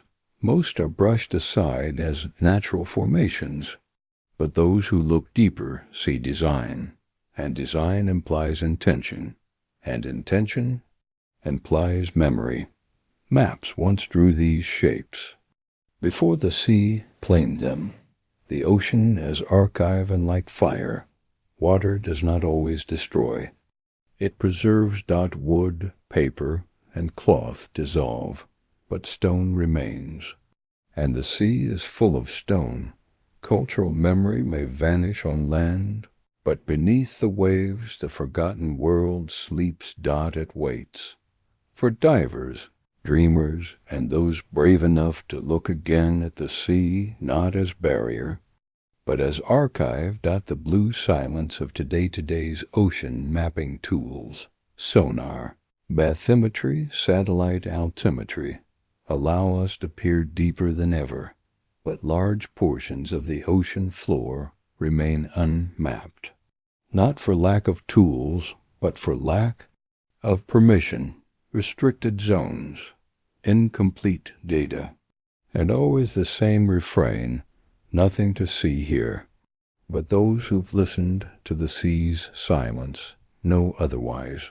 A thought to drift into sleep as night settles and the world grows quiet. Imagine the ancient maps now sleeping beneath the tides, folded into coral, drifted into trenches. The sea has not forgotten, and neither have you. Sleep now, gentle voyager, and let your dreams sink slowly to the deep blue places where the oldest maps still live. Maps are more than lines and symbols. They are a language, a code spoken across time, between those who create and those who seek. But what if the language of the oldest map makers was lost? Not in sound, but in meaning. Their symbols erased, misunderstood, their secrets hidden beneath layers of myth and silence. The symbols that speak ancient maps often include strange signs, circles, spirals, triangles, and stars, encoded messages, not just geography. Some symbols represent constellations. Others point to sacred sites, underground rivers, or gateways to the unknown. To read these maps requires more than sight. It demands intuition, initiation, and a willingness to listen deeply. The glyphs of the Sumerians and Egyptians. The Sumerians and Egyptians, pioneers of early cartography, used pictographs and hieroglyphs as both record and ritual. Their maps were spiritual scripts, where a mountain could be a god, a river a divine pathway. Understanding their maps was akin to understanding prayer. And when these languages faded, so too did the map's true meanings. The codices and hidden texts, the Mayan codices, Aztec pictographs, and other pre-Columbian manuscripts contain complex iconography that doubles as maps. They depict celestial alignments, seasonal cycles, and land boundaries, but always wrapped in myth. Decoding these requires a key lost to time. Scholars work tirelessly to translate them, yet each attempt only reveals more questions. The mystery of the Nazca lines. The Nazca lines in Peru are enormous geoglyphs, lines drawn across desert, plains only visible from the air. Their purpose remains debated. Some suggest they are star maps, terrestrial constellations aligned with celestial bodies. Others see them as markers for underground water or sacred pathways. Whatever their language, it is not spoken aloud but drawn in sand and silence. Role of ritual in map-making for many ancient cultures. Map-making was a sacred act. The process involved ceremony, chants, and fasting. Maps were not just guides, but offerings, gifts to the gods, bridges between worlds. This ritual language is lost to us now, making the maps seem mysterious, even magical. The challenge of modern interpretation. Modern map makers rely on precision and measurement. Ancient map makers wove meaning and myth. This gap creates confusion. We see a symbol and ask, what does it mean? But perhaps the question is incomplete. Perhaps the maps were never meant for literal eyes, but for awakened minds. The lost keys to understanding. Some believe the keys lie in forgotten languages, the tongues of vanished peoples, the spiritual dialects taught only in hidden temples. Others look to dreams and altered states, where the language of maps becomes clearer, where symbols unlock their meaning. The vanishing of these languages sealed the fate of the maps themselves. Rediscovering the language today, scholars, mystics, and seekers try to bridge the divide.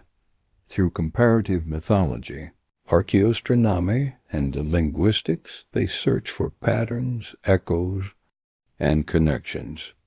Each discovery is a step toward speaking again with the vanished mapmakers. A thought to drift into sleep. As you prepare to rest, imagine an ancient map unfolding silently before you. Its symbols glow softly, inviting you not just to look, but to listen. To hear a language lost but not forgotten, whispering secrets through the quiet of night. Sleep now, gently. And perhaps in your dreams you will speak with those who drew the first maps of the world, long before libraries and universities. Before printed books or digital files, there were guardians, custodians of knowledge, protectors of secrets. These were the priests, monks, scribes, and scholars who held the fragile truths of the world, safeguarding the maps and wisdom that others sought to erase.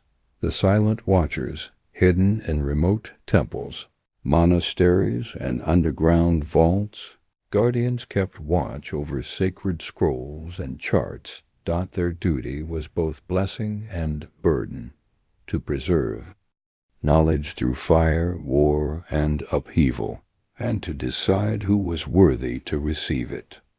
They lived in silence, often unseen, their voices quiet but unyielding. Orders of the keepers across cultures, secret orders formed to protect the maps and knowledge. The Sibylline priests of Rome, the dragon brotherhoods of Tibet, the brotherhood of the serpent in Egypt. Each with rituals, codes, and oaths dedicated to guarding wisdom from misuse. Some lived in solitude, others in communities bound by sacred trust. The price of protection. Guardians faced threats from many directions: political intrigue, religious persecution, and even their own doubts. Many sacrificed freedom, comfort and sometimes life, to shield the knowledge from destruction. The weight of such secrecy was heavy. To guard a truth meant to remain hidden was to carry isolation. The transmission of secrets guardians passed knowledge carefully through coded manuscripts, oral traditions, and symbolic art. Each generation received the mantle, learning the balance between revelation and concealment. The maps were not just geographic, but spiritual and moral guides. Guardians and history figures like Hypatia of Alexandria, the monks of the Dead Sea Scrolls, and the librarians of Timbuktu all stand as examples of guardianship. They preserved knowledge against conquest and ignorance. Yet many guardians remain anonymous, their names lost, but their work enduring. The conflict of power and wisdom guardians often faced a paradox. Should knowledge be shared freely or protected by secrecy? Some guarded to protect truth, others to protect power. This tension shaped history's course, creating moments of revelation and suppression. The modern legacy today. Libraries and archives continue this ancient work, but the nature of guardianship has changed, now digital, global, and public. Still, secrets remain. Classified files, hidden research, lost manuscripts. Guardianship continues, evolving with the times. A thought to drift into sleep as night falls softly. Imagine the silent guardians, watching over fragile scrolls, fragile truths. Their whispers echo through time, an invitation to respect the weight of knowledge, to honor the balance of revelation and mystery. Sleep now gently, held in the quiet care of those who guard the unseen maps. They once stood like sanctuaries of the mind, vast halls of parchment and papyrus, scrolls stacked like stars, each one a world, temples not of stone, but of memory. And then they burned, they crumbled, they vanished. The lost libraries of the world hold more than lost books. They hold the unspoken question, what did we once know, and why was it taken from us? The Library of Alexandria. No tale of lost knowledge begins without Alexandria, that shimmering flame of the ancient world. Founded in Egypt by the sea, it held hundreds of thousands of scrolls, science, mathematics, astronomy, maps of lands long since forgotten. Scholars gathered from Babylon, Greece, Persia, India, their work unified under one sacred purpose, to preserve everything known. Yet fire came, then again, and again, until the silence was complete. What maps of the world, what forgotten continents were lost in that smoke? The House of Wisdom, Baghdad, in the golden age of Islam, Baghdad's Beit al-Hikmah, the House of Wisdom, blossomed with translation, invention, and celestial discovery. Greek, Indian, and Persian texts flowed into its walls. Maps of the heavens, of hidden trade routes, of sacred geometry. Then came the Mongols. The Tigris River ran black with ink and red with blood. The guardians were slain. The books floated, disintegrated, disappeared. What ancient cartographies were erased that day?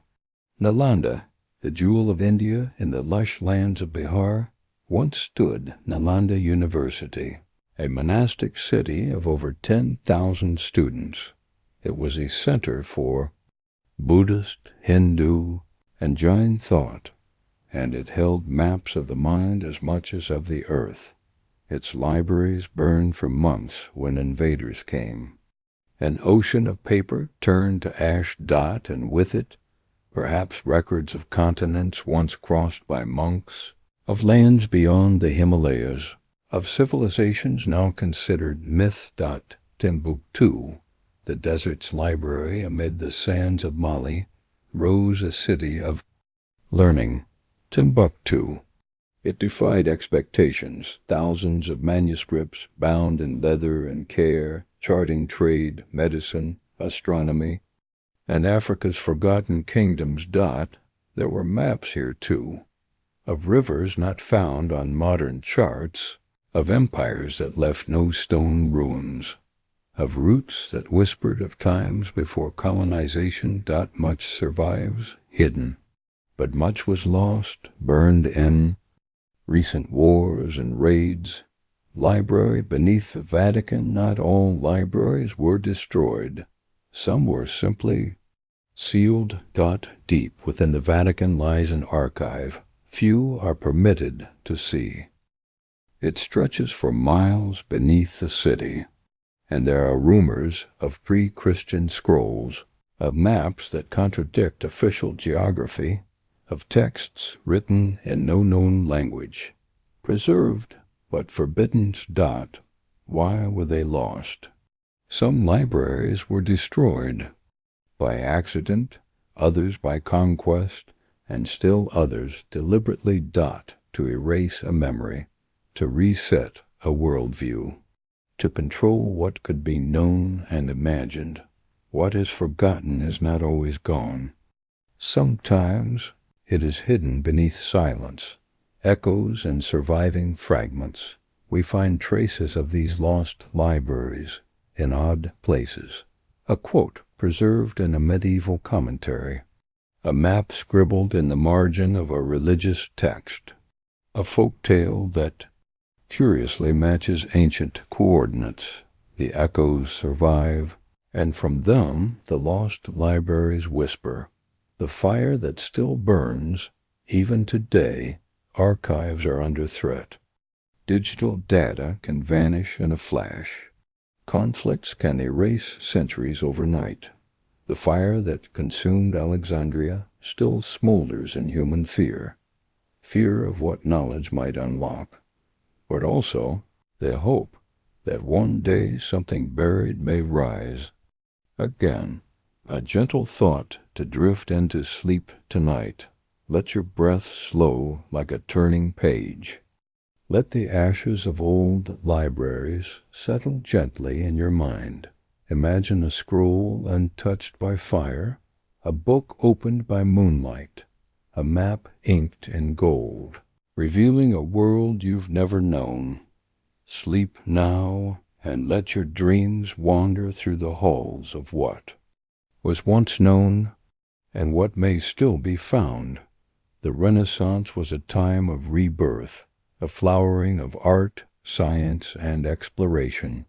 Yet beneath the celebrated works and discoveries, a quieter story unfolds, that of secret cartographers, invisible, hands shaping the maps of the new world, and hiding truths old and dangerous. Shadows behind the age of discovery, while explorers like Columbus and Magellan sailed into the unknown. Maps were not simply tools of navigation. They were political weapons, religious symbols, and sometimes cryptic puzzles. Not all cartographers worked openly. Some operated in secret, guardians of knowledge or agents of power. The mystery of the Piri Reis map. One of the most famous examples is the Piri Reis map, drawn in 1513 by an Ottoman admiral. It shows parts of the Americas and Antarctica. Before official discovery and exploration. How did Piri Reis acquire such knowledge? Some believe he used ancient sources, long lost and fiercely guarded. This map was not meant for public eyes. Its accuracy unsettled many. Hidden symbols and ciphers. Renaissance maps often included cryptic symbols, hidden codes, and layered meanings. Cartographers embedded secret messages, political claims, religious beliefs, warnings, Only the initiated could read these maps fully. For others, they were beautiful but mysterious. Patronage and protection powerful patrons, kings, popes, and wealthy merchants commissioned secret cartographers. They sought maps that would grant advantage, control trade routes, or assert dominance. In return, cartographers received protection and sometimes orders to destroy or hide older maps. The role of the Jesuit priests were among the most skilled cartographers of the era. Their global missions included mapping uncharted territories, but also gathering intelligence. Jesuit maps sometimes contained coded information, and their archives remain heavily guarded. Did they continue ancient traditions of secrecy? The lost maps of the New World, many maps from this period have vanished. Some were burned, others hidden in private collections, or lost in SHIPWRECKS.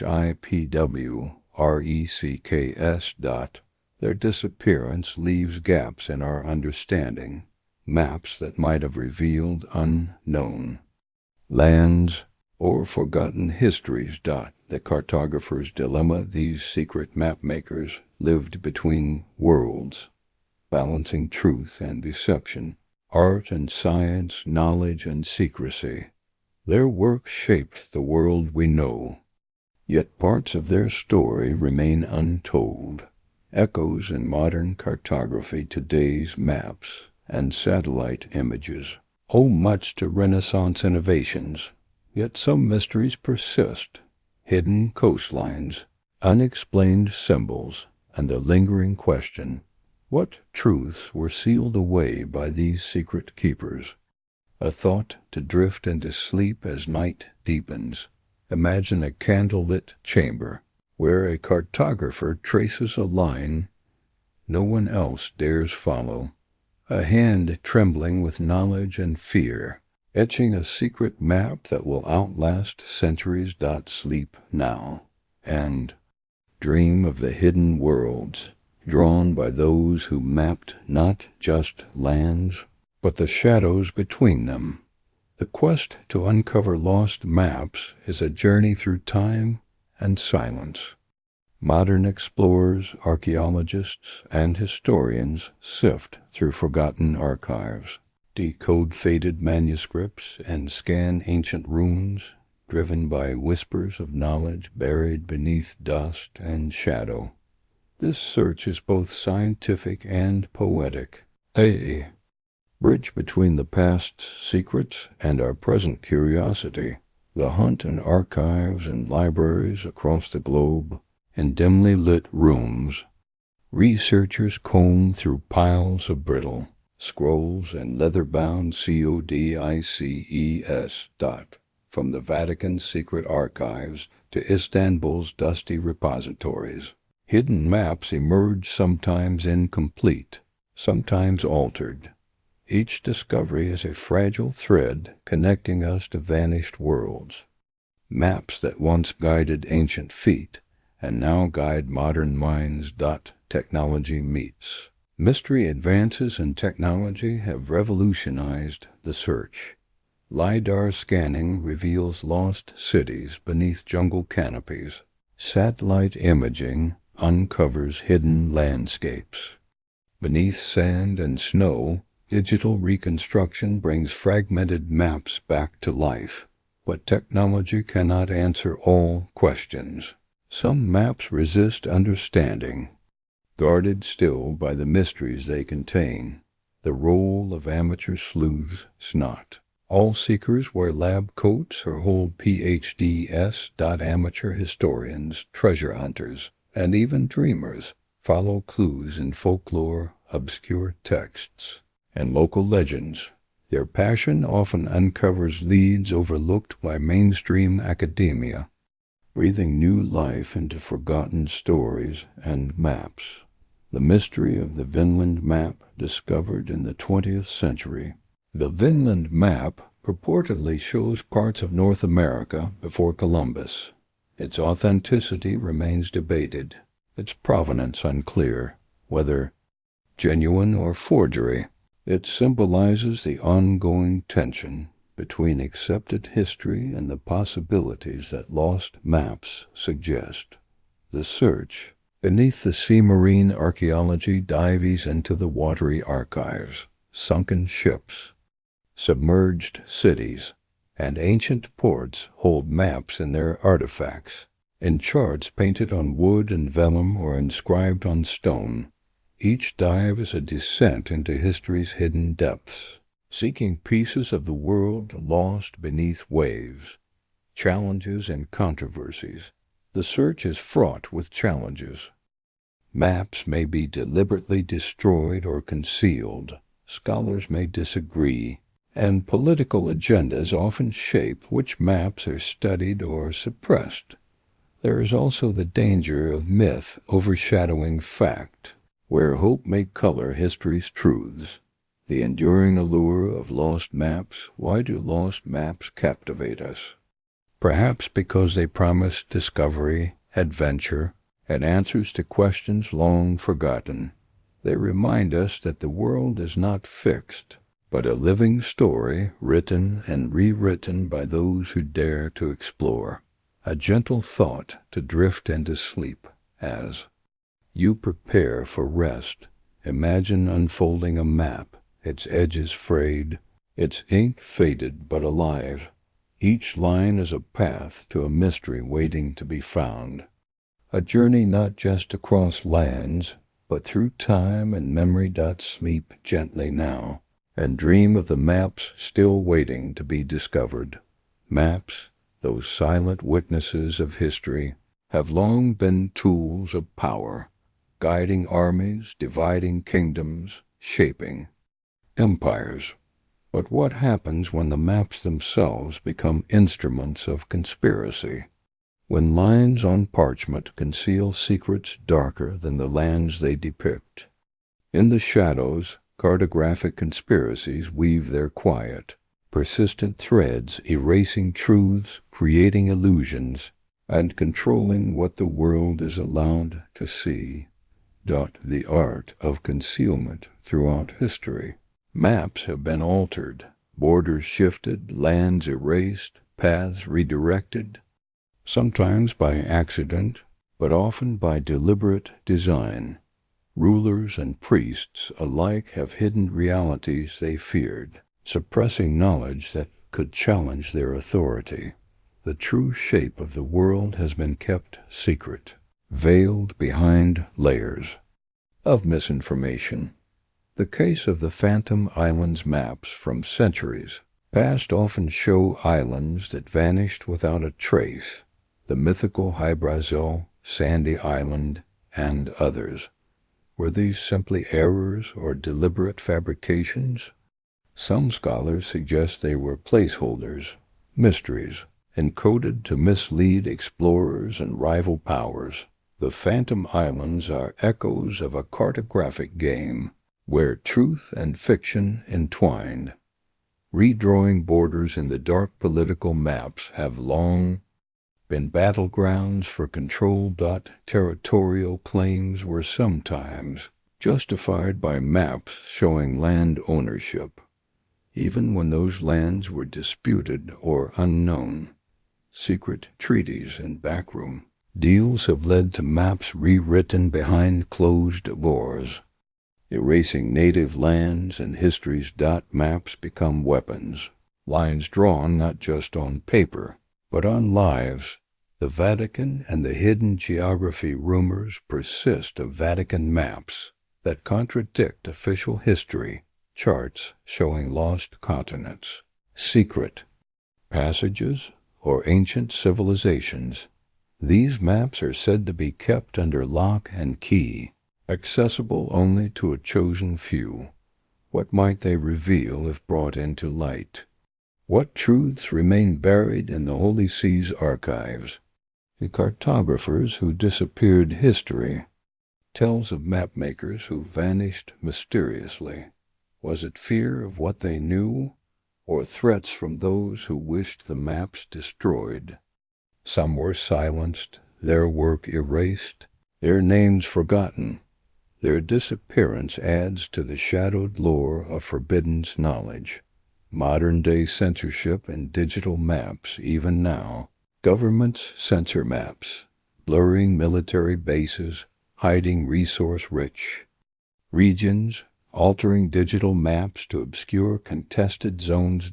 In the digital age, the cartographic conspiracy continues, a silent manipulation of what millions see daily.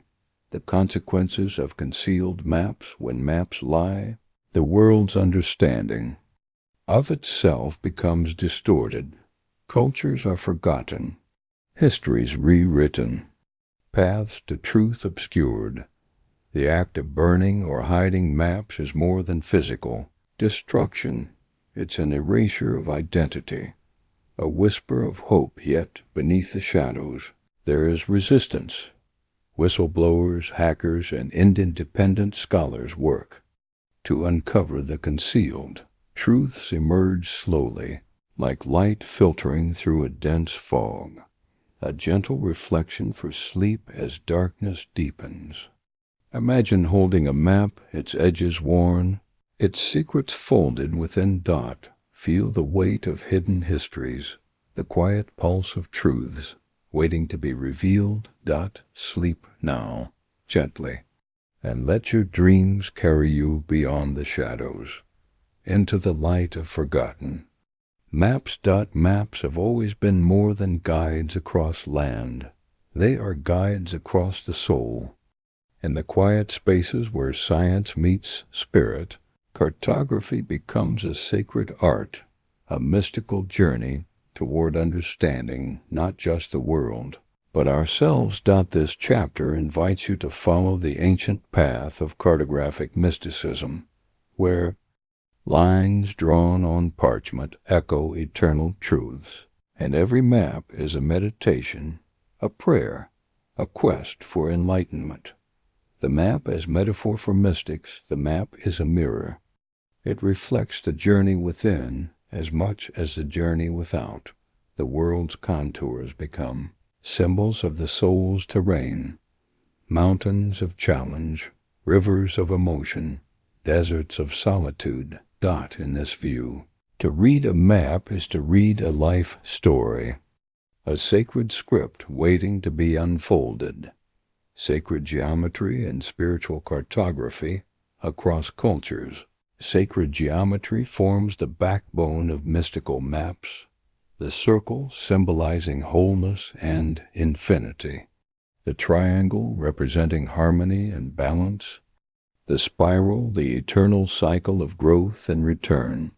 These shapes are woven into maps of temples, labyrinths, and pilgrimage routes, inviting seekers to journey physically and spiritually.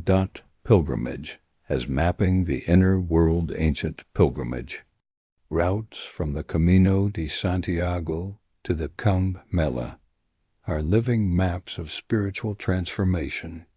Travelers walk not only to reach a sacred place, but to trace an inner path, each step a marker in their own unfolding map. Maps drawn by generations of pilgrims encode wisdom, ritual, and hope. Alchemical maps and the philosophers, stone alchemists of the Middle Ages, created symbolic maps of transformation. Their diagrams mapped the soul's journey toward the philosopher's stone, the ultimate enlightenment and union with the divine. Though cloaked in mysterious symbols and coded language, these maps invite us to see transformation as a journey, a map drawn in spirit and shadow. The tarot and cartographic imagery. The tarot deck, often called a map of the soul, draws upon rich cartographic symbolism. Each card is a place on the journey, a landscape of archetypes, trials, and insights. Reading the tarot is like reading a personal map, guiding one toward self-discovery and awakening. The role of silence and stillness. Mystical cartography requires silence, a slowing down to hear the land's quiet language, Maps are not merely read, but felt. Lines not just seen, but intuited. This stillness opens the heart to the map's deeper message, the subtle call toward balance and wholeness. Modern spiritual mapping. In recent times, new forms of spiritual mapping emerge: vision quests, labyrinth, walks, guided meditations. Each is a contemporary way to trace the sacred geometry within and around us, continuing the ancient tradition of maps as tools for awakening. A thought to drift into sleep as you settle into rest. Imagine tracing a map not on paper, but within your own heart, each line a breath, each symbol a gentle step on your journey.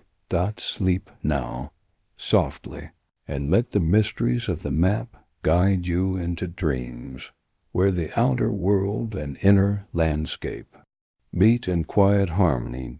What if the lost maps are not only behind us, but ahead of us?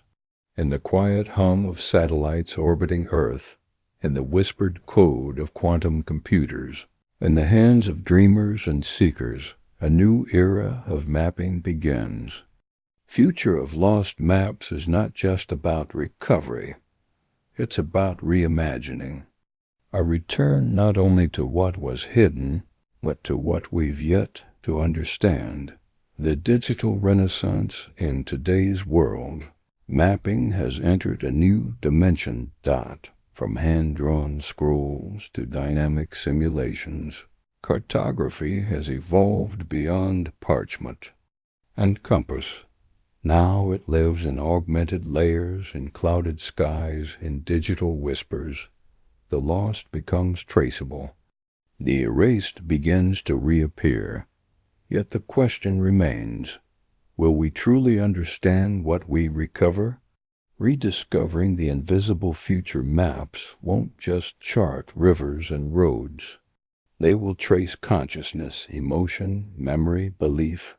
Already scientists explore how the brain forms spatial memory, how trauma and joy etch invisible topographies inside us.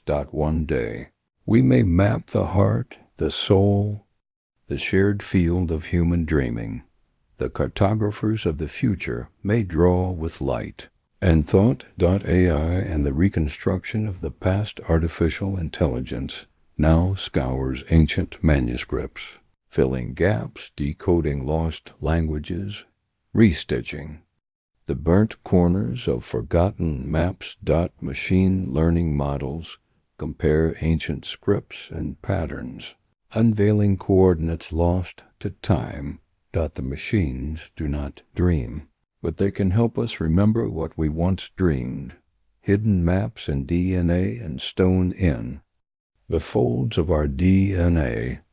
There may lie the remnants of journeys taken long ago, inherited geographies etched in biology. In the stones beneath our cities. Subterranean LiDAR uncovers what lies beneath the known.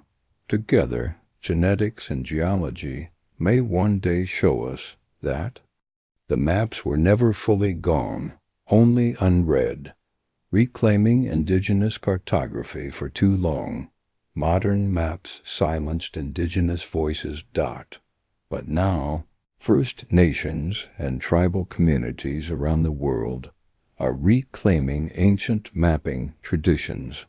Land, marked not by ownership, but by relationship. Their stories once dismissed are rising again.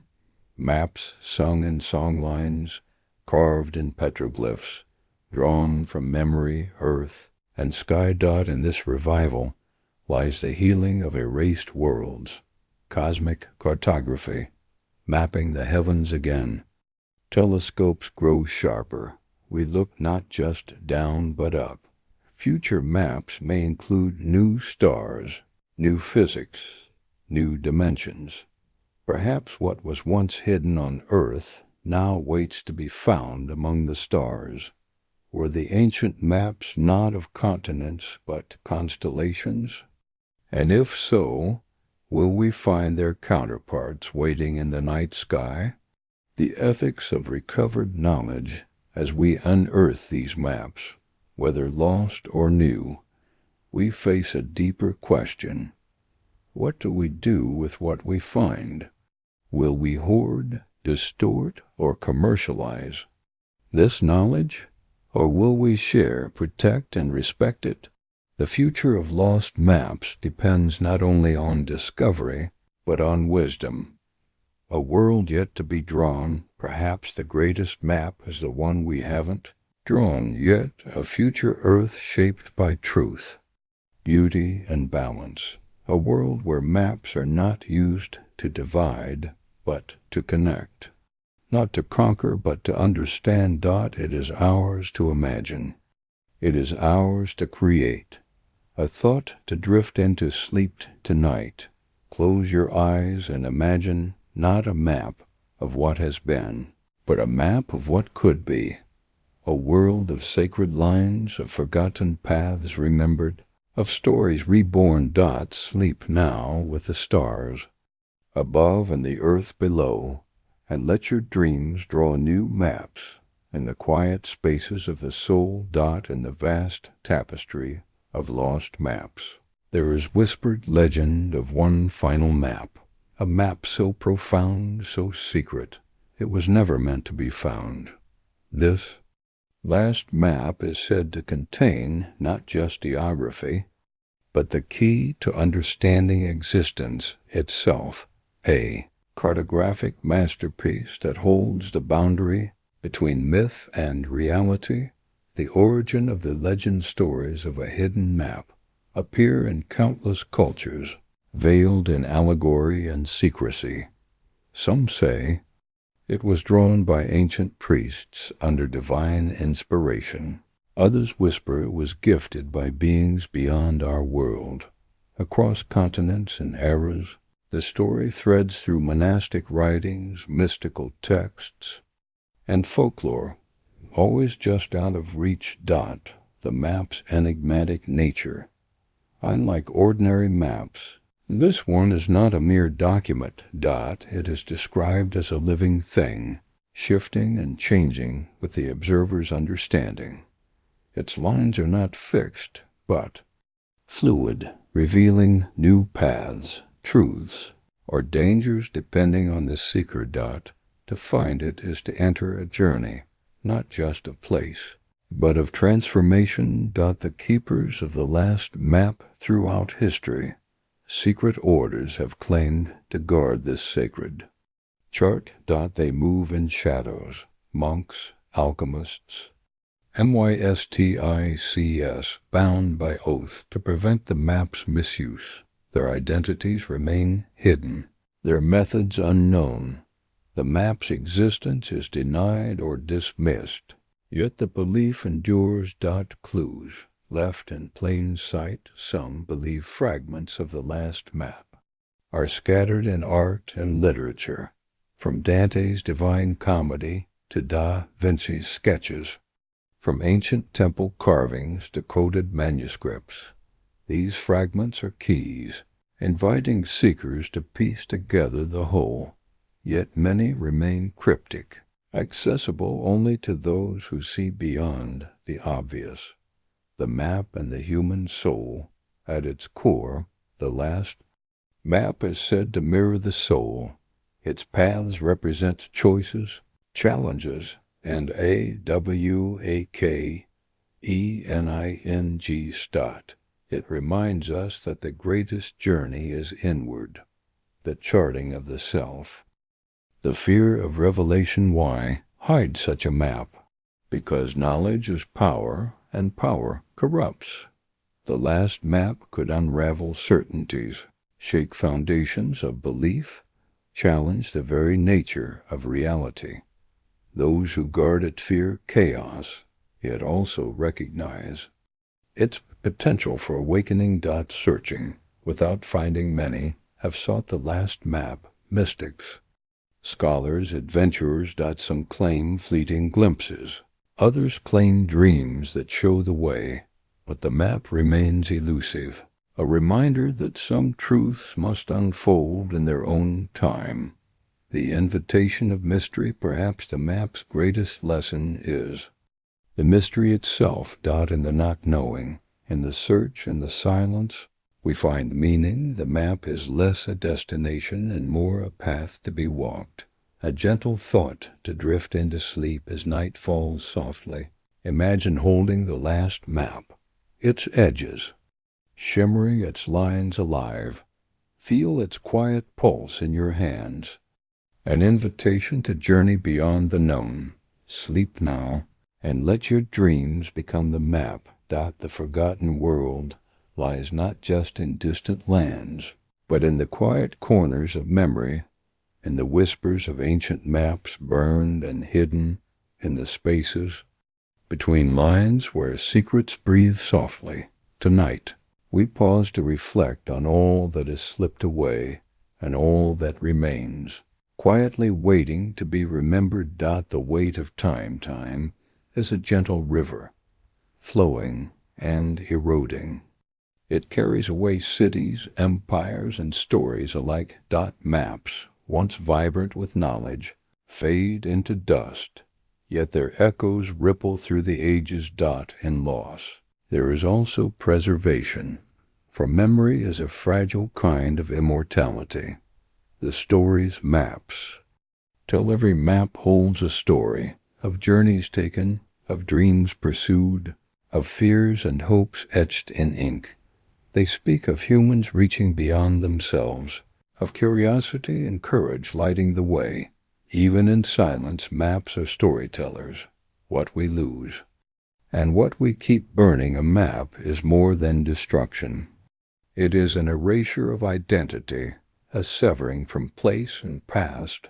Yet humans keep searching, rebuilding, rediscovering, reconnecting. The forgotten world lingers in art, song, and dream, in the quiet hearts of those who listen. The role of memory and memory and myth intertwine, shaping how we understand the past. What some call myth may carry truth, hidden beneath metaphor and mystery. Maps and myths are companions, guiding us through the labyrinth of history. The quiet power of reflection invites us to slow down, to listen to the world's soft pulse. In this stillness, forgotten truths can surface like distant stars emerging in twilight. Reflection is a map itself of the mind, the heart, and the soul. Embracing the unknown, to accept the forgotten world, is to embrace uncertainty. Not all will be found, not all will be understood, yet there is beauty in the unknown, a space for wonder, imagination, and hope. Our place in the continuum.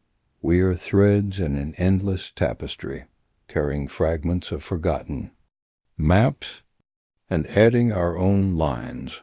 The journey is ongoing, a shared quest across time and space, a thought to drift into sleep as you lay down to rest. Let the forgotten world gently unfold within you.